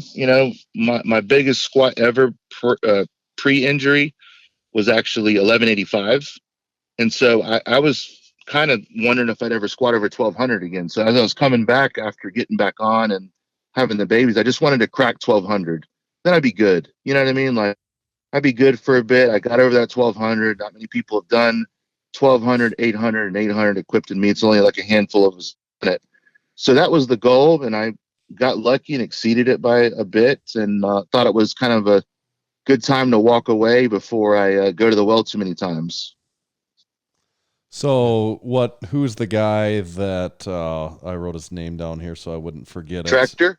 Yeah, Nathan Baptist. Yeah, he weighs 525 pounds. Seriously, 525. I weighed in at 303. He weighed in at 525. Holy shit! I did not know. Okay, Did you hear what they had to do to weigh him in? No, dude. Literally, they had to go to this Salt Lake City, Utah truck stop, and they had to use one of those scales there. That's why they call him Tractor, I guess. I'm just kidding. I don't want no part of someone that's 500 pounds. So does that? Okay, so that is obviously a pretty big difference there. But so it was a 1311 squat. Is there any part of you that makes you want to beat that? Is there any of it that's like, yeah, fuck it, I could do it one more time? Yeah, but the juice isn't worth the squeeze. Okay. If it was at 308 and it got beat right away, but being that he was in super heavyweight and outweighed me by 222 pounds, I'm just like, you're not. You can have it. Yeah. Did you ever think that maybe going up to 500 would be the answer? A little bit of a bulk. For sure. Yeah, a dirty bulk. I don't know. God bless him, man. He's already working with 525. I'm only working with 303. You got to come up with that just on your own. So yeah, whatever. Yeah, good for him. That's wild. So the 1306 squat. Do you look at any of the comments on that sort of stuff, like on YouTube? Yeah, and I have for a long time, but I don't let it bother me. Okay, that's what I wondered. What you feel on it? So I hit my first all-time world record in 06 when the internet was just kind of getting going with the powerlifting forums, and Facebook really wasn't a thing, and MySpace was just kind of getting going. And I got beat up a little bit on YouTube and stuff, and because YouTube was around just kind of back then. So I have a video up of that squat from 06, and people are still losing their mind on like GoHeavy.com and those forums. So people out there listening will probably remember Go Heavy. It was a USAPL forum, about 15 years ago or so. But yeah, people are losing their mind, and they've always lost their mind over equipped squats. When I squatted 1185 for the all-time world record, everyone lost their mind, and the people lost their mind with the 1280 and then the 1306, and I don't let it bother me. It's just people can say whatever they want. If I had like a tragedy in my family and people were saying that type of stuff that they do on the news, the local news stations and stuff, when they're talking shit on Facebook or Instagram about someone getting splattered with a car or something like that, that would be something that bothered me. But just me fucking lifting, I don't care. Yeah. It doesn't bother me. I think it's funny, and I'll troll myself better than anybody. So they can't hurt me with it, because I'll just say something even more ruthless about the squat, or it doesn't matter to me. Yeah. Now, if someone wanted to talk shit to my face and like have like a trash talking session, or like if we wanted to kind of razz each other or whatever, then yeah, definitely, I'm up for that for sure. Has anyone ever really talked shit to your face about it ever? Oh no! Other than a buddy screwing around with you or something. No. Yeah, exactly. They don't. So I don't really pay attention, man. If it's a good comment, like funny, I don't care if it's mean or not. If it's funny, or like makes me laugh, dude, I'll share it or take a screenshot and repost it or something. You know what I mean? But as far as one thing I don't really care about is when people start talking about integrity. You know, integrity with lifting and integrity. You know, especially a lot of the raw lifters, they talk about integrity, but just about all these same lifters that talk about integrity have been a part of meets that were total debacles. Mm-hmm. But when their boys are in the meet or they're commentating the meet, they don't say shit. But when they're far away and then someone that's their opponent does a big lift, they're like, "Oh, that meet was just passing." It's the same thing in multiply. It's raw with knee sleeves, raw with wraps, whatever else that they're doing. So it's just there's never the meet that I did is always stricter judging, is what everyone always says. Oh man, it was so strict there. It was so strict. You know, so I don't get caught up in judging. I go and lift. If they're giving me a little bit more on that day, then I go down until I'm called up by my training partner. But I never say, hey, let's just chop this squat, or hey, let's try to, get over. It's just whatever they're calling that day. I just try to get the lift passed. I don't try to Not get going a for pat on bonus the back. points. What's that? Yeah, I don't try to get bonus points, and I don't try to appease even the audience or like the people that are my peers or whatever. I do it for me, and that's the thing. Like I don't really care about that stuff. I want to get the lift pass and no more. That my job isn't to make the squat look good or the bench look good or the deadlift look good from any angle in the room on a video. It's just if the judge thinks it's good enough, that's good enough for me. Yeah, I mean that makes sense. That's like the only way you can have if you didn't have that mentality, do you think you could have competed for 20 years? No. Yeah. I mean, it's a silly like comparison when people are talking about like, oh, not a silly comparison, but it's a silly idea when people are like, man, you should have done this, you should have done that. And it's been with raw lifts, high squats being passed. I've seen a bunch of them where people losing their mind, equipped and all that stuff. Oh, we lost him for a second. Jeez, that doesn't happen too often. Oh. It's actually shocking that doesn't happen more than what it does. Good connection with him. We'll try him back. Can't end on there. No, it's a cliffhanger. Dude, I don't know what happened. I'm we very lost sorry. you for a second. No, that's talking about the shit talking, and we mentioned a lot of time. I don't know if it is, but in my mind, I picture people saying that stuff. It is probably it's a lot of raw lifters saying that sort of thing. In the multiply community world, is one multiply lifter A ever talking shit about multiply lifter B's depth? Like, is it within the two that they're complaining about that? Do you ever see that? Absolutely. Okay. Absolutely. Okay. I didn't know if everyone's like, yeah, fuck it, they're all good, or like if people bitch about it back and forth, or okay. No, it's fractured just like the other disciplines or variations of powerlifting are. It's just like you got the one group that doesn't lift here and the other group that doesn't lift there, and they don't like this person because they used to train with them. It's the same thing. A lot of the time it's jealousy or people getting angry because their records get broke or whatever. Right. So yeah, I've been a part of it for so long now. In 06, 07, even 10 and 11, I'm like, what the fuck, man? Like, what is this? Like, why are people so ridiculous? But then after a while, the last 10 years, I'm like, I should expect this. And so this last one, I even talked about on Dave Tate's podcast about 6 months before that I don't go around talking about that I squat deep. I squat for lights, and I always have been. So you know what? I'm going to continue to squat for lights like I have my whole career, and I bombed out on the squat 4 times. My whole lifting career, I bombed out on the bench like 6 times. I've bombed out 10 times in 22 years, but it's been mostly not being able to touch a stupid bench press. Mm-hmm. So the squat depth is it's a funny one to talk about because people definitely like to get pats on the back for squatting so deep, but they don't hold their benches on their chest forever, and they don't hold their deadlifts forever. If they wanted points, they should do that too. I don't get that. Yeah, squat depth is the funny one, isn't it? Too. It's like people really. You don't see people make a big deal. Well, he didn't like hold such it a long badge enough of honor. Yeah, right. It's virtue signaling, is what it is. Yeah. Look at me. I don't squat high like Brian or Dave Hoff does, but look at me. I'm taking 315 and my butt touched my calves. It's like, who cares? Like literally, who cares?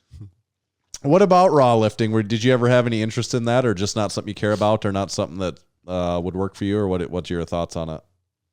First bench press meet I did in 99 was raw, and so was the second one. Okay. Now, raw lifting didn't exist back then. The only thing that was raw was people benching or deadlifting that couldn't wear a bench shirt or a deadlift suit.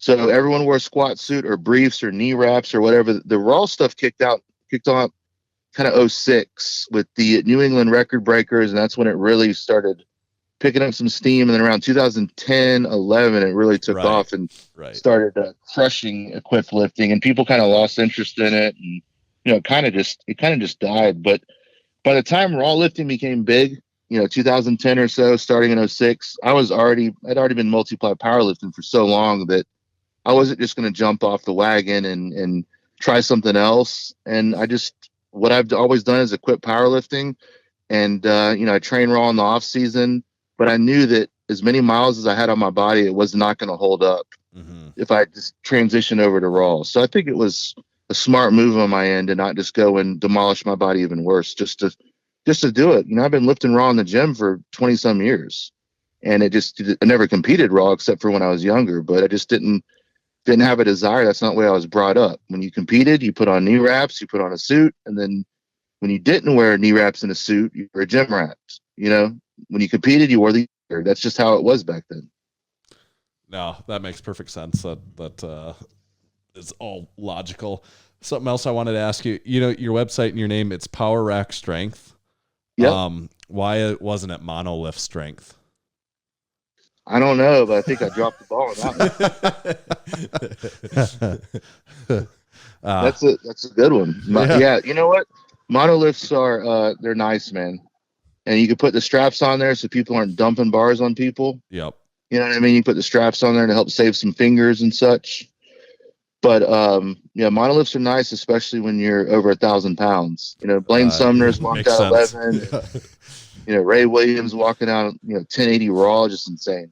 Yeah, and also Blaine Sumner's always looks a little dangerous though too. Like it's always a little like seems like any second away from something tragic happening too.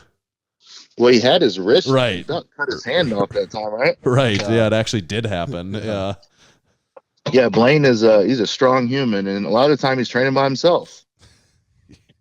Yeah. Or his wife's pulling the pin for him, or handing off a 1,000-pound bench. Yep. Brian, we've got this little game we like to play with everyone that comes on here, and we got it set up for you. It's called Overrated, Underrated, and we just hit you with a little series of topics that we picked for you, and you just all you got to do is decide if they're overrated or underrated. You can elaborate on it as much or as little as you want to. You just can't ride the line in between. You gotta finish with either overrated or underrated. Uh-oh. Okay. And it's all politics. Good. Okay. Overrated or underrated Vans? Underrated. Has that always been your go-to lifting shoe of choice, or what's the story with that? They've changed because I used to wear some Adidas, but then they got whatever they're doing with the soles changed, and they become really soft. They're probably made in China or something, and the quality went down, and then the chucks changed. They weren't the same for a bit, so I kind of had trouble finding some shoes for a bit, and Dave Hoff actually recommended Vans, and he squats big, so I went with that. But I actually have a pair of squat shoes from Rudy now, and they've got an epoxy bottom, and they're flat, and the side of the shoe doesn't give it all. They're a badass shoe, but I like the idea of having a shoe like that Overkill shoe that you're not going to have to change out every year. If you do 2 meets a year and you're lifting heavy in them, you squat, and bench in them or something, they're not going to last very long. Then you got to find another pair. So unfortunately, you still wear the Vans out, but those Adidas and Chucks for a bit, I was wearing out just immediately, just not made the same.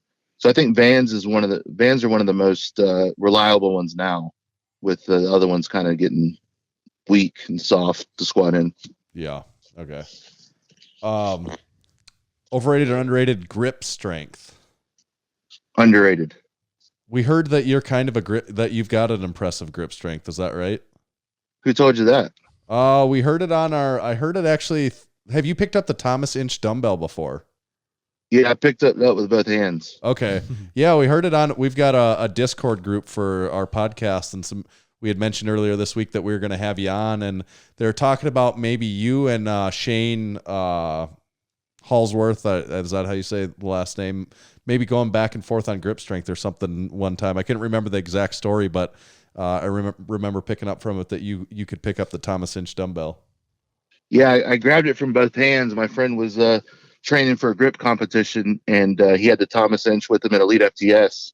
And so I grabbed it and picked it up with each hand, and I just didn't know how hard it was supposed to be. So I think that's beginner's luck. You know what I mean?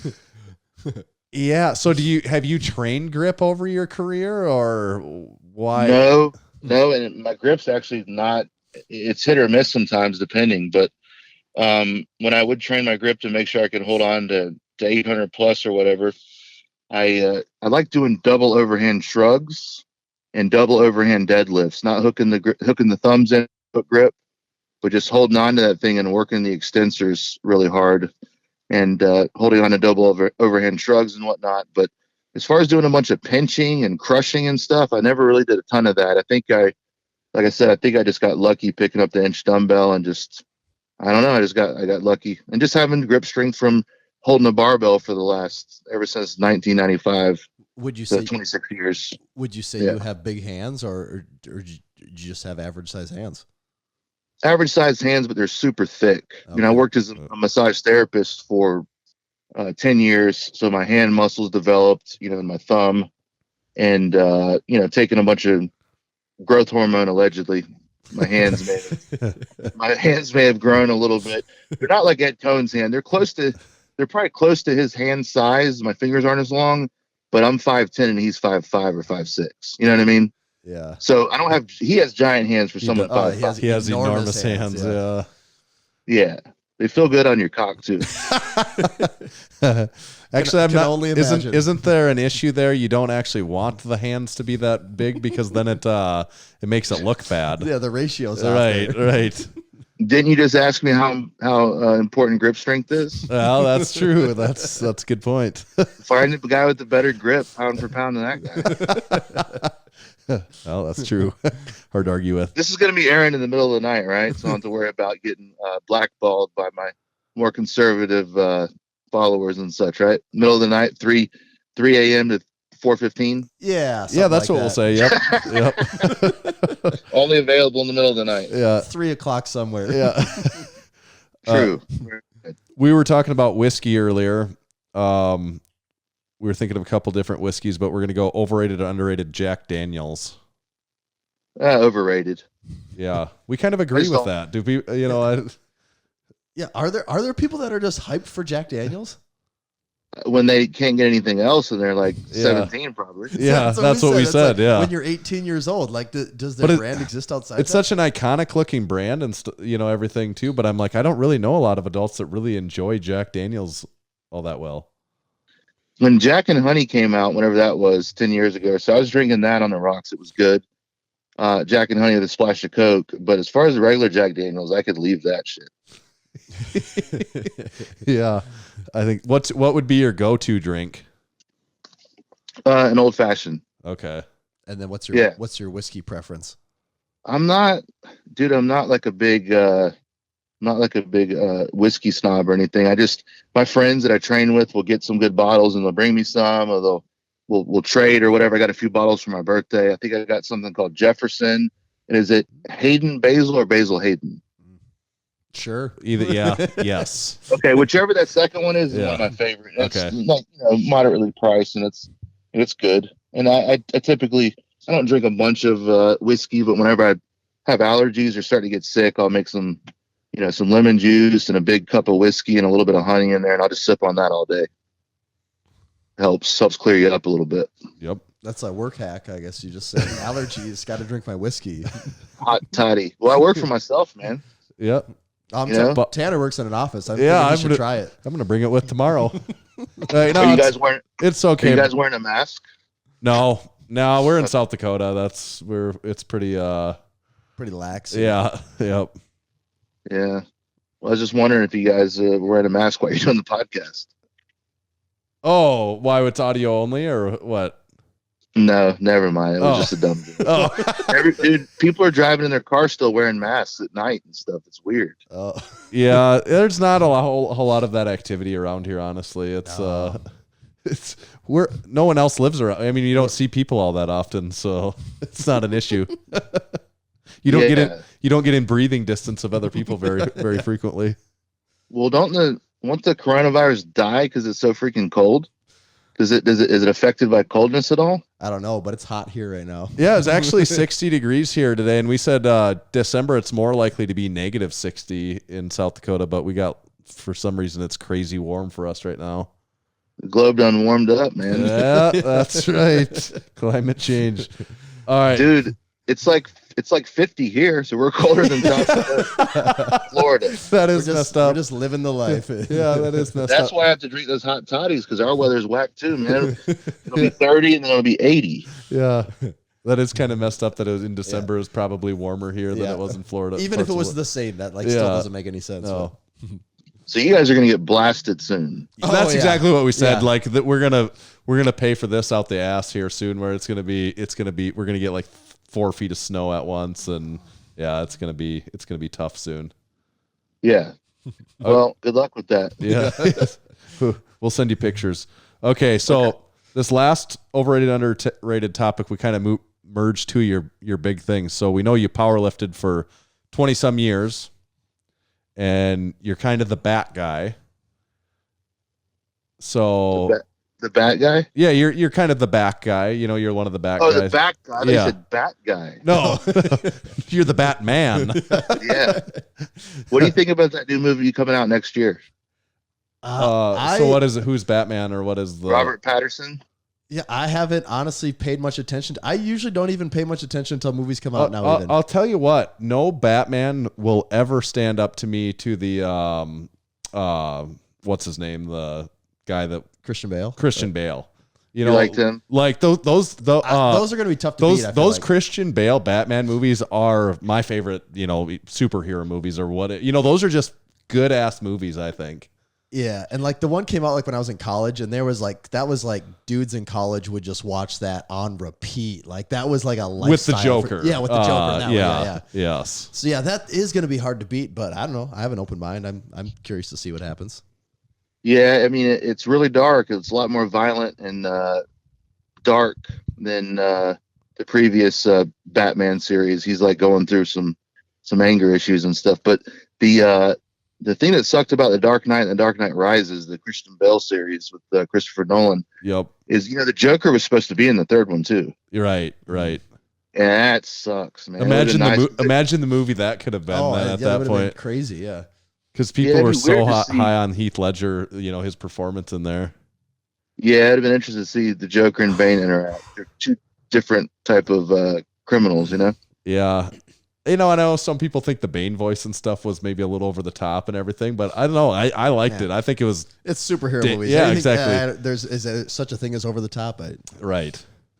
They they went in and redubbed it because when it released, like on the sneak previews or whatever you call it, with the VIPs, the sound didn't sound good in the theaters. They like fucked it up. So they went back in and redubbed the whole movie and made it sound more like Darth Vader because you couldn't hear him before. Yeah, they messed it up. Yeah. Had one job. What's Hardy? What's Tom Hardy? How big is he? Is he actually big in real life, or is he not even actually big? Is he? I could have. That's my only other thing is like get a really big dude. I could have swore he was like 220 or 240 for that, but at the time he seemed like a jacked person. Right. I think he was only like 5'9", 195 for that. Oh, is that how he was? Okay, which is hilarious, especially when you're like deep in sports like powerlifting and strongman and stuff. It's like we're used to seeing 300 plus pounds jack dudes. That's not an uncommon thing. They should have had Dan Bell be Bane. He just laughs the whole time. It doesn't matter who you are. let him take his CPAP as his mask. Dan Bell that's good. Dan does listen to the podcast sometimes, so I'm hoping he catches this part. Then that's good. Yeah, I like Dan. He's a good dude. You don't live in the same part of Florida as him, do you? About an hour and a half away or so. Okay, so you haven't really trained with him then or anything? Some, yeah. We actually 2020 he came up and we trained and we both put over 1100 in squat briefs. Okay, at my gym. Yeah, but we haven't trained a whole bunch, man. I had the babies born right when he was moving up. So that has been like a big, obviously life change for me. Yeah. Yes. Overrated. No, I'm just kidding. No, No, we both have kids. We know. Yeah. no, it's been great, man. It's a good reason for me to get out of powerlifting and work on helping more people instead of destroying myself. Yeah. I like how you say it was a reason, like it gave you a choice. Yeah. Right. Okay, so the last one was overrated or underrated. Back in Black by AC/DC. Maybe one of the most heard songs in gyms around the country. Do you like it? Well, the question's you. Yeah. The question is yours. Remind me what songs are on that album. Oh, I mean, we can just Back go in with Black. the I songs. was gonna say, yeah. Okay. Yeah. That's the other question, whether it's the full album or the song. But I do like the idea better of the full album, but I don't know which ones are all on. I Back couldn't in tell you Black. what's all on the album. Yeah, I don't know for sure. Yeah, I like listening to AC/DC. I don't. I'd recognize the song, but I know a lot of their songs, but I don't know exactly what would be on that album. But anything AC/DC to listen to while you train is great. So I don't know if it'd be overrated. So let's just say it's underrated because it's a lot better than this mumble rap that younger kids are listening to in their dorky beat headphones while they're lifting by themselves. Mumble rap where people say the same thing over and over, and it doesn't make any sense. And if it does make sense, it's destructive. I'm also Talk not a big fan of What's that? headphones. I'm not a big fan of headphones in general while lifting. It'd be really hard for me to go back to that. Yeah, there could be a time and place for it, but I'm more making fun of the lifting dorks. Yeah. You're talking the USAPL lifter that how would you describe that guy in more detail? Every piece of pseudo equipment available. So you got the grippy shirt, the super tight singlet that gives you 15, 20 pounds that the IPF gets paid enough to pass, even though it's spandex, even though it provides carryovers and they wear them 3 times as small. And then you got the dorks wearing the SPD knee sleeves and elbow sleeves, of course, and then the $500 belt they wear with that. And they're just trying to lift the most they can, quote unquote raw, but they're getting the most carryover out of anything they can. The wrist straps, the sleeves, they have to take, a freaking ratchet strap to put on, So it is funny because it is, and even being in that world and it's doing it, witnessing it, there's a reason that stereotype yeah, exists. exactly. It is funny too, especially when you compare it to, most raw people are like, yeah, screw multiply, or at the very least, like, yeah, that's not really for me. I don't want to wear all that stuff. I want to see what someone say. I want to see what I can actually squat or, something like that. Yeah. But then it is funny but with me still wearing all these things, just not those things. I only want. Yeah. They have like a grippy shirt. We don't even do that. They're benching in that grippy shirt. They put the bar on the back with that. What's it called? A7? Yeah. A7 bar grip. Yep. Did they sponsor you guys or anything? No. We got Texas Power Bars as a sponsor. You have to probably use some Texas Power Bars in your day. Yeah, I got like 7 of them in my gym. Yep. Texas. Yeah, that A7 stuff is for dorks. Yeah. I don't own any A7 stuff. I don't think at all. I wasn't going to put anyone on blast unnecessarily that like sponsor you guys or whatever. I don't have anything against the company, but we're just like cutting up and like being loose. It is kind of goofy that the raw lifters wear, use sticky stuff on their shirts and wear knee sleeves to give them 50 pounds. You know what I mean? They want to say, oh, I'm raw, but I'm wearing a singlet that I can't get parallel in because it gives me a slingshot out of the bottom. What's the singlet company that people kind of, almost definitively say that almost? Oh, is there one? Well, yeah, there's one that people, I know I've seen Brandon Campbell and Johnny Candido both. I don't know if it's Titan that makes Inzer. Or Inzer. Okay. So is the Inzer one that like people, has a little rebound on people it? agree that it actually has, Really? there's more to it than your average singlet. Absolutely. It's called the Inzer Power Singlet. Okay. And it somehow got approved by the USAPL and IPF, but I've had dozens of them come through my hands, giving them out. People I've sponsored when I was with Inzer, And, I'd have 210 pound, 220 pound guys wear a large or a medium. You know what I mean? And it's skin tight and he can't get down in it. Really? Wow. Yeah, absolutely. Oh. I kind of that's where the more we talk about those, I want one of those. Yeah. For the skin it'd be tight something part great or to the train in. It's Yeah. like a very, very, very loose pair of briefs. Yeah. Huh. I'm But shocked I'm that all I've for never came people- across this. Yeah, ends or power singlet. But, I'm all for people lifting the most weight possible in the safest way. And I'm just kind of tongue in cheek making fun of what I call lifting dorks. But I think it's cool that the powerlifting has gotten so big, but it's kind of hard to look at some of these people that take themselves so seriously, with, the numbers that they have and, the 200 squat, and all this stuff with all their gear, you know what I mean? Their bags with the belts and all this stuff. So, we give it out to the multiply guys do to the raw people. Well, I think that's fair. It's a two-way street, and we're kind of fortunate. We get to have people on here from basically all sides from every angle possible. We've even just this year gotten to have more. We historically have not had all that many multiply guys on, but relatively recently we've had you and Dave Tate and Trigger Warning Conjugate Stay Hated podcast. Anthony recently had him on, and Big Poppy, Greg Penora, and a few more. And so, Greg is one of the guys that came up a little bit after I did. Yeah, and and we've said it before on the other ones. We haven't had a single multiply guy on that hasn't been really interesting and fun to talk to. So, well, we gotta have character, man, and that's the thing. Like, I respect all different types of lifting, even the so-called lifting dorks. If you're lifting on a barbell and you compete, you've got my respect, 100%. Yeah, I respect the people doing these weights like Dan Bell and knee wraps going over 2,600 and all this stuff Dan Green did for so long. He's competing this weekend again too. Interesting to see. Yeah, he's making a comeback. Yeah, the guys like Kevin Oak and Ray Williams and Blaine Sumner and the guys that lift raw and multi, Dennis Cornelius, these guys lift, single ply raw. Andre Melanchev lift a single ply for a long time before he even went raw. So I respect anyone that competes, and it's super impressive to see the guys do it raw and semi-raw and wraps and single ply, and then of course multiply is where we kind of put all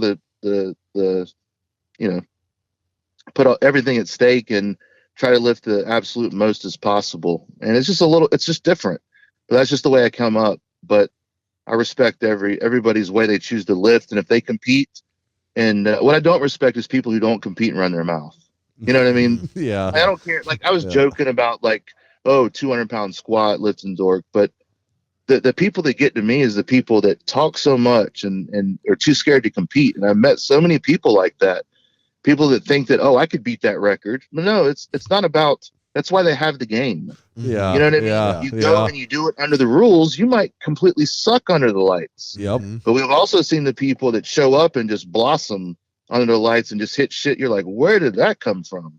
So that's why you have Any Given Sunday. That's why you have the meet, because there's been a lot of times they shouldn't have meets according to the experts and then totally be turned upside down by who shows up and wins.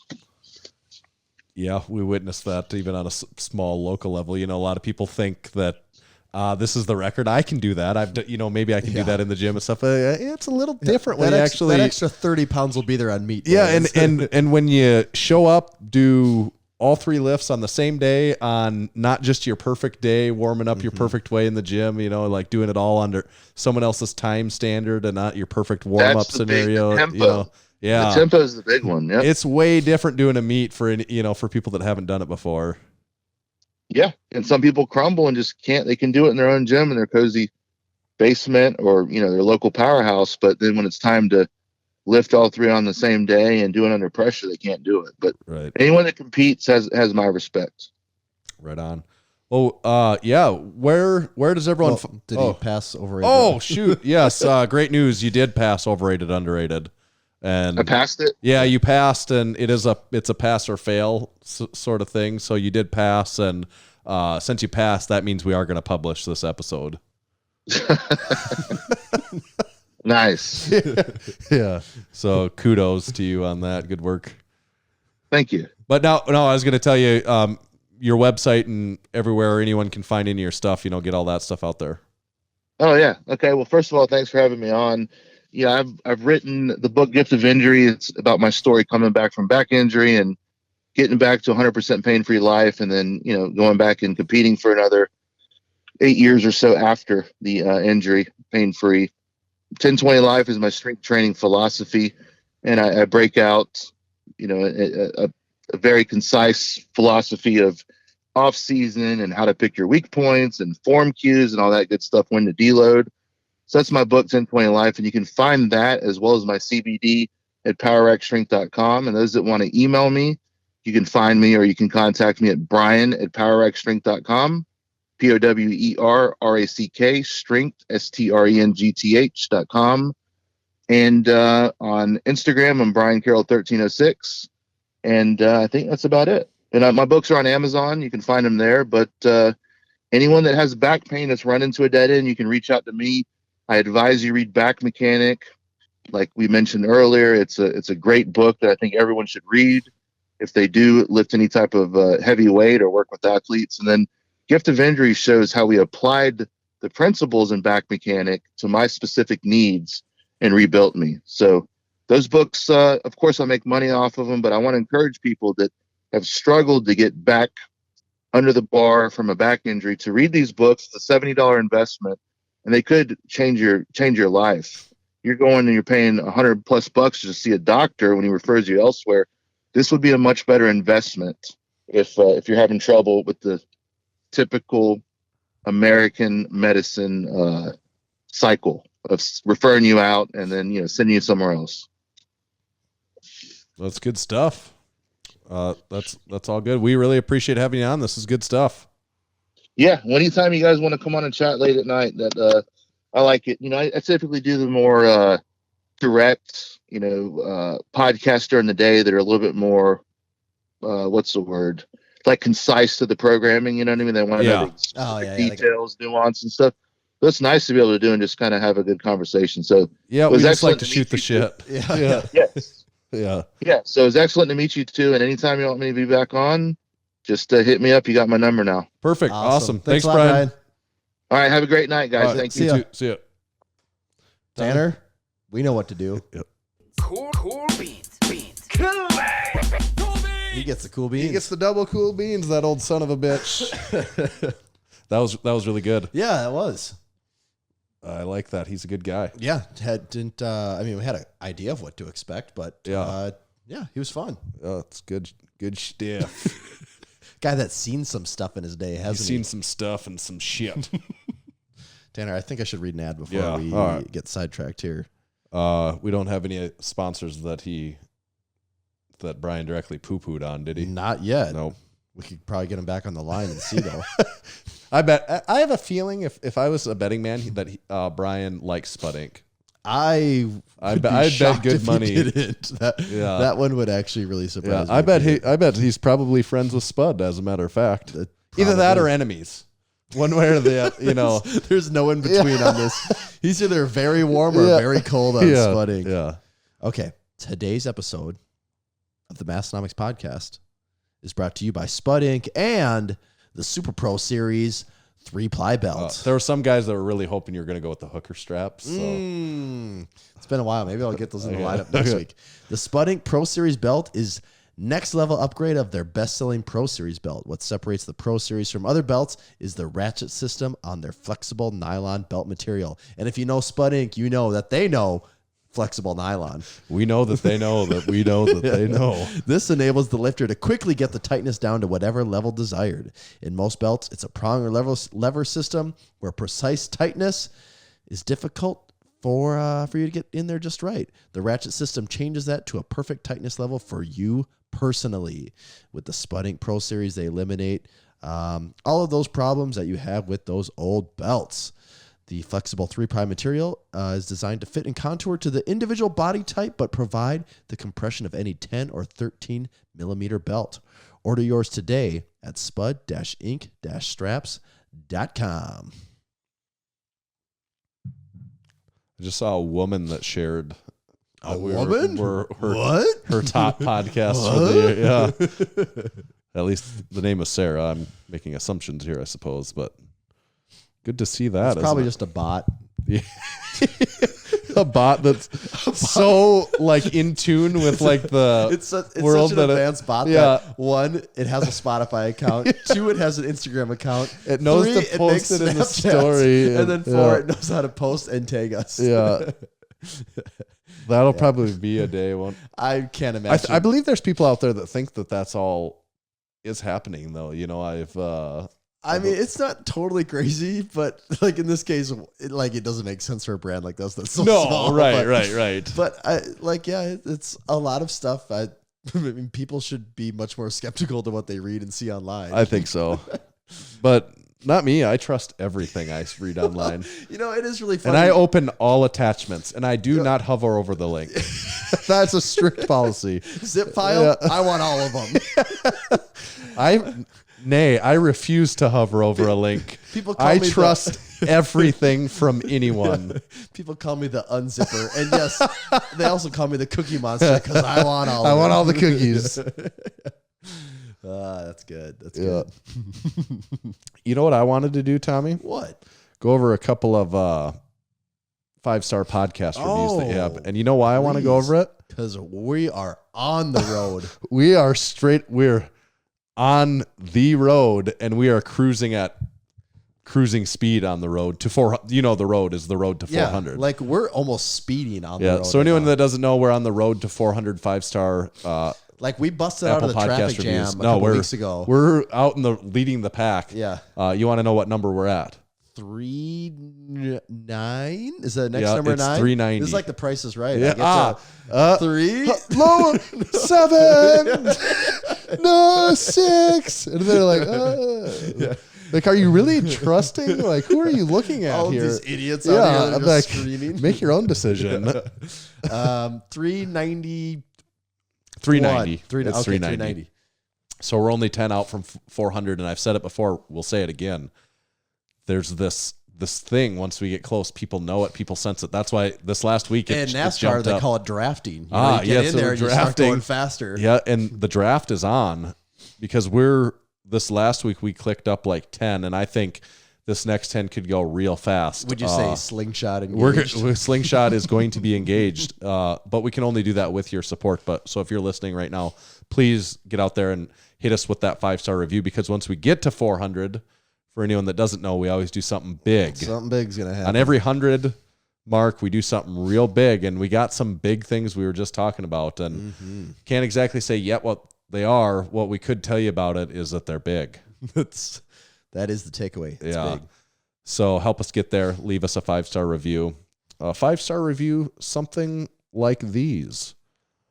If you need like inspiration or something to model your review after, here's a good spot to start. This is from Adonis the Lion. He says, "Cool beans. Been listening on Spotify for a while now. Had to come here just to say thanks, fellas. I always laugh a lot and learn a little. Cheers." I wonder what his Spotify rap looks like. I don't know. That's a good point, though. If you're regularly a Spotify listener, is there a review process on Spotify? I don't know. That I know of. And that's not kind of our gold standard at this point. So what we would ask of you, if you're even the regular standard. Yeah, it's nobody's standard, I don't think. What we're asking you, if you are a Spotify listener, come over to Apple Podcasts just to give us that 5-star review, because that's what apparently maybe means something. Makes us the happiest. Yeah. Next one is from Medium Kyle.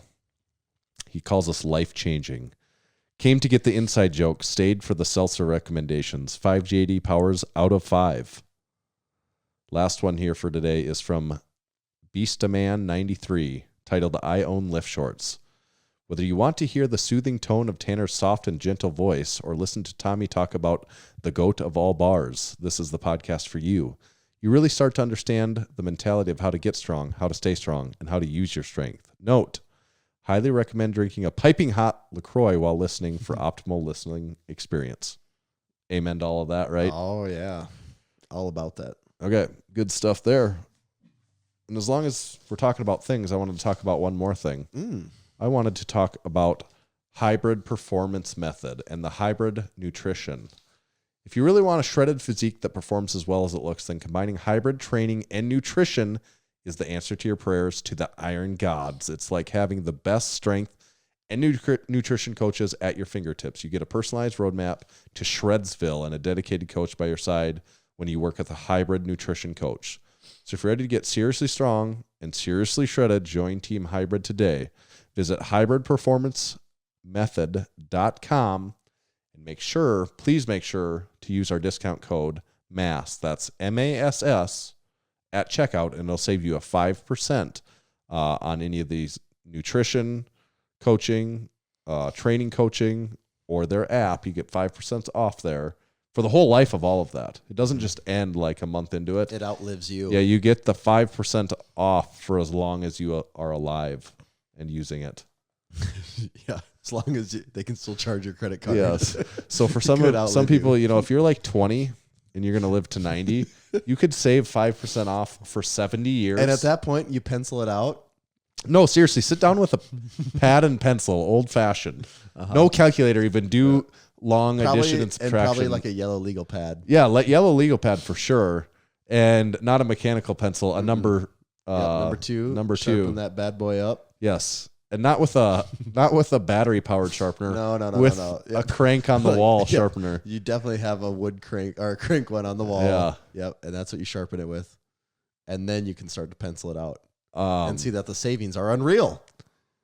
I don't really like pencil shavings. That's kind of gross to me. I couldn't tell you the last time I used a wooden pencil. Remember having to open those and dump them out? Oh yeah. That and even like chalk dust. Does chalk dust exist anymore? Blackboards. I don't think. Well, we've at Massenomics gym we have. Oh yeah, true. There it does, but yeah, actually there's a lot of chalk dust there. You know what's grosser than any of that stuff though? Band-Aids.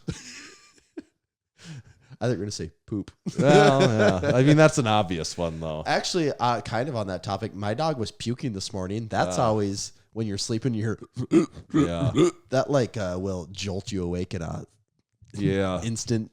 We had different food for my dog this last week, and he literally shit he doesn't sleep in our bed. He shit his bed. Yeah. And, that's not a normal thing. And, it was kind of all over the bed, and there was probably a way you could clean it and stuff. And I'm like, we are throwing this away. We're going to Walmart and just getting a new one. Yeah. I'm not cleaning that, or that's not going in our washing machine or anything, Isn't it wild how dogs can eat anything and then you change up their food and that's what wrecks them? Different thing that looks exactly the same and probably has 90% the same ingredients. I saw you drink out of a puddle that had moss and mold growing in it on the side of the road.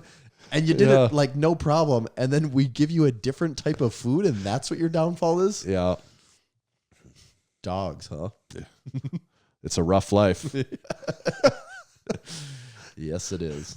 Tommy, I guess go buy our stuff. We still have all the new drop stuff out there. We have still available are the zip hoodie, the raw power hoodie in some sizes. The zip hoodie has a couple in each size. The raw power crew neck is completely out of several sizes, but there's a few out there. Joggers still at least one in every size, so you could still get joggers in your size if you want to. The nice rack tee is available. Probably in most sizes, but all some of those where it's just a couple small. That is sold well.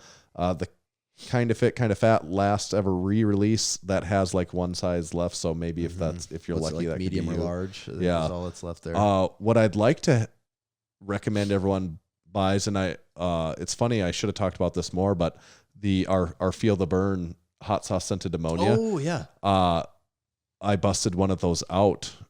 Were you feeling the burn? Well, I busted it out for when we had 22 people over at our house for one of the Thanksgiving days, or it was Saturday or something. We had baptisms and stuff. We had 20 some people over, and I busted it out and we passed it around. All the grandmas tried it and everyone tried it. And in my mind, I was like, yeah, I'm going to record all these, but sometimes it's just you don't get to live in the moment. I know. I can't have my phone out all the time.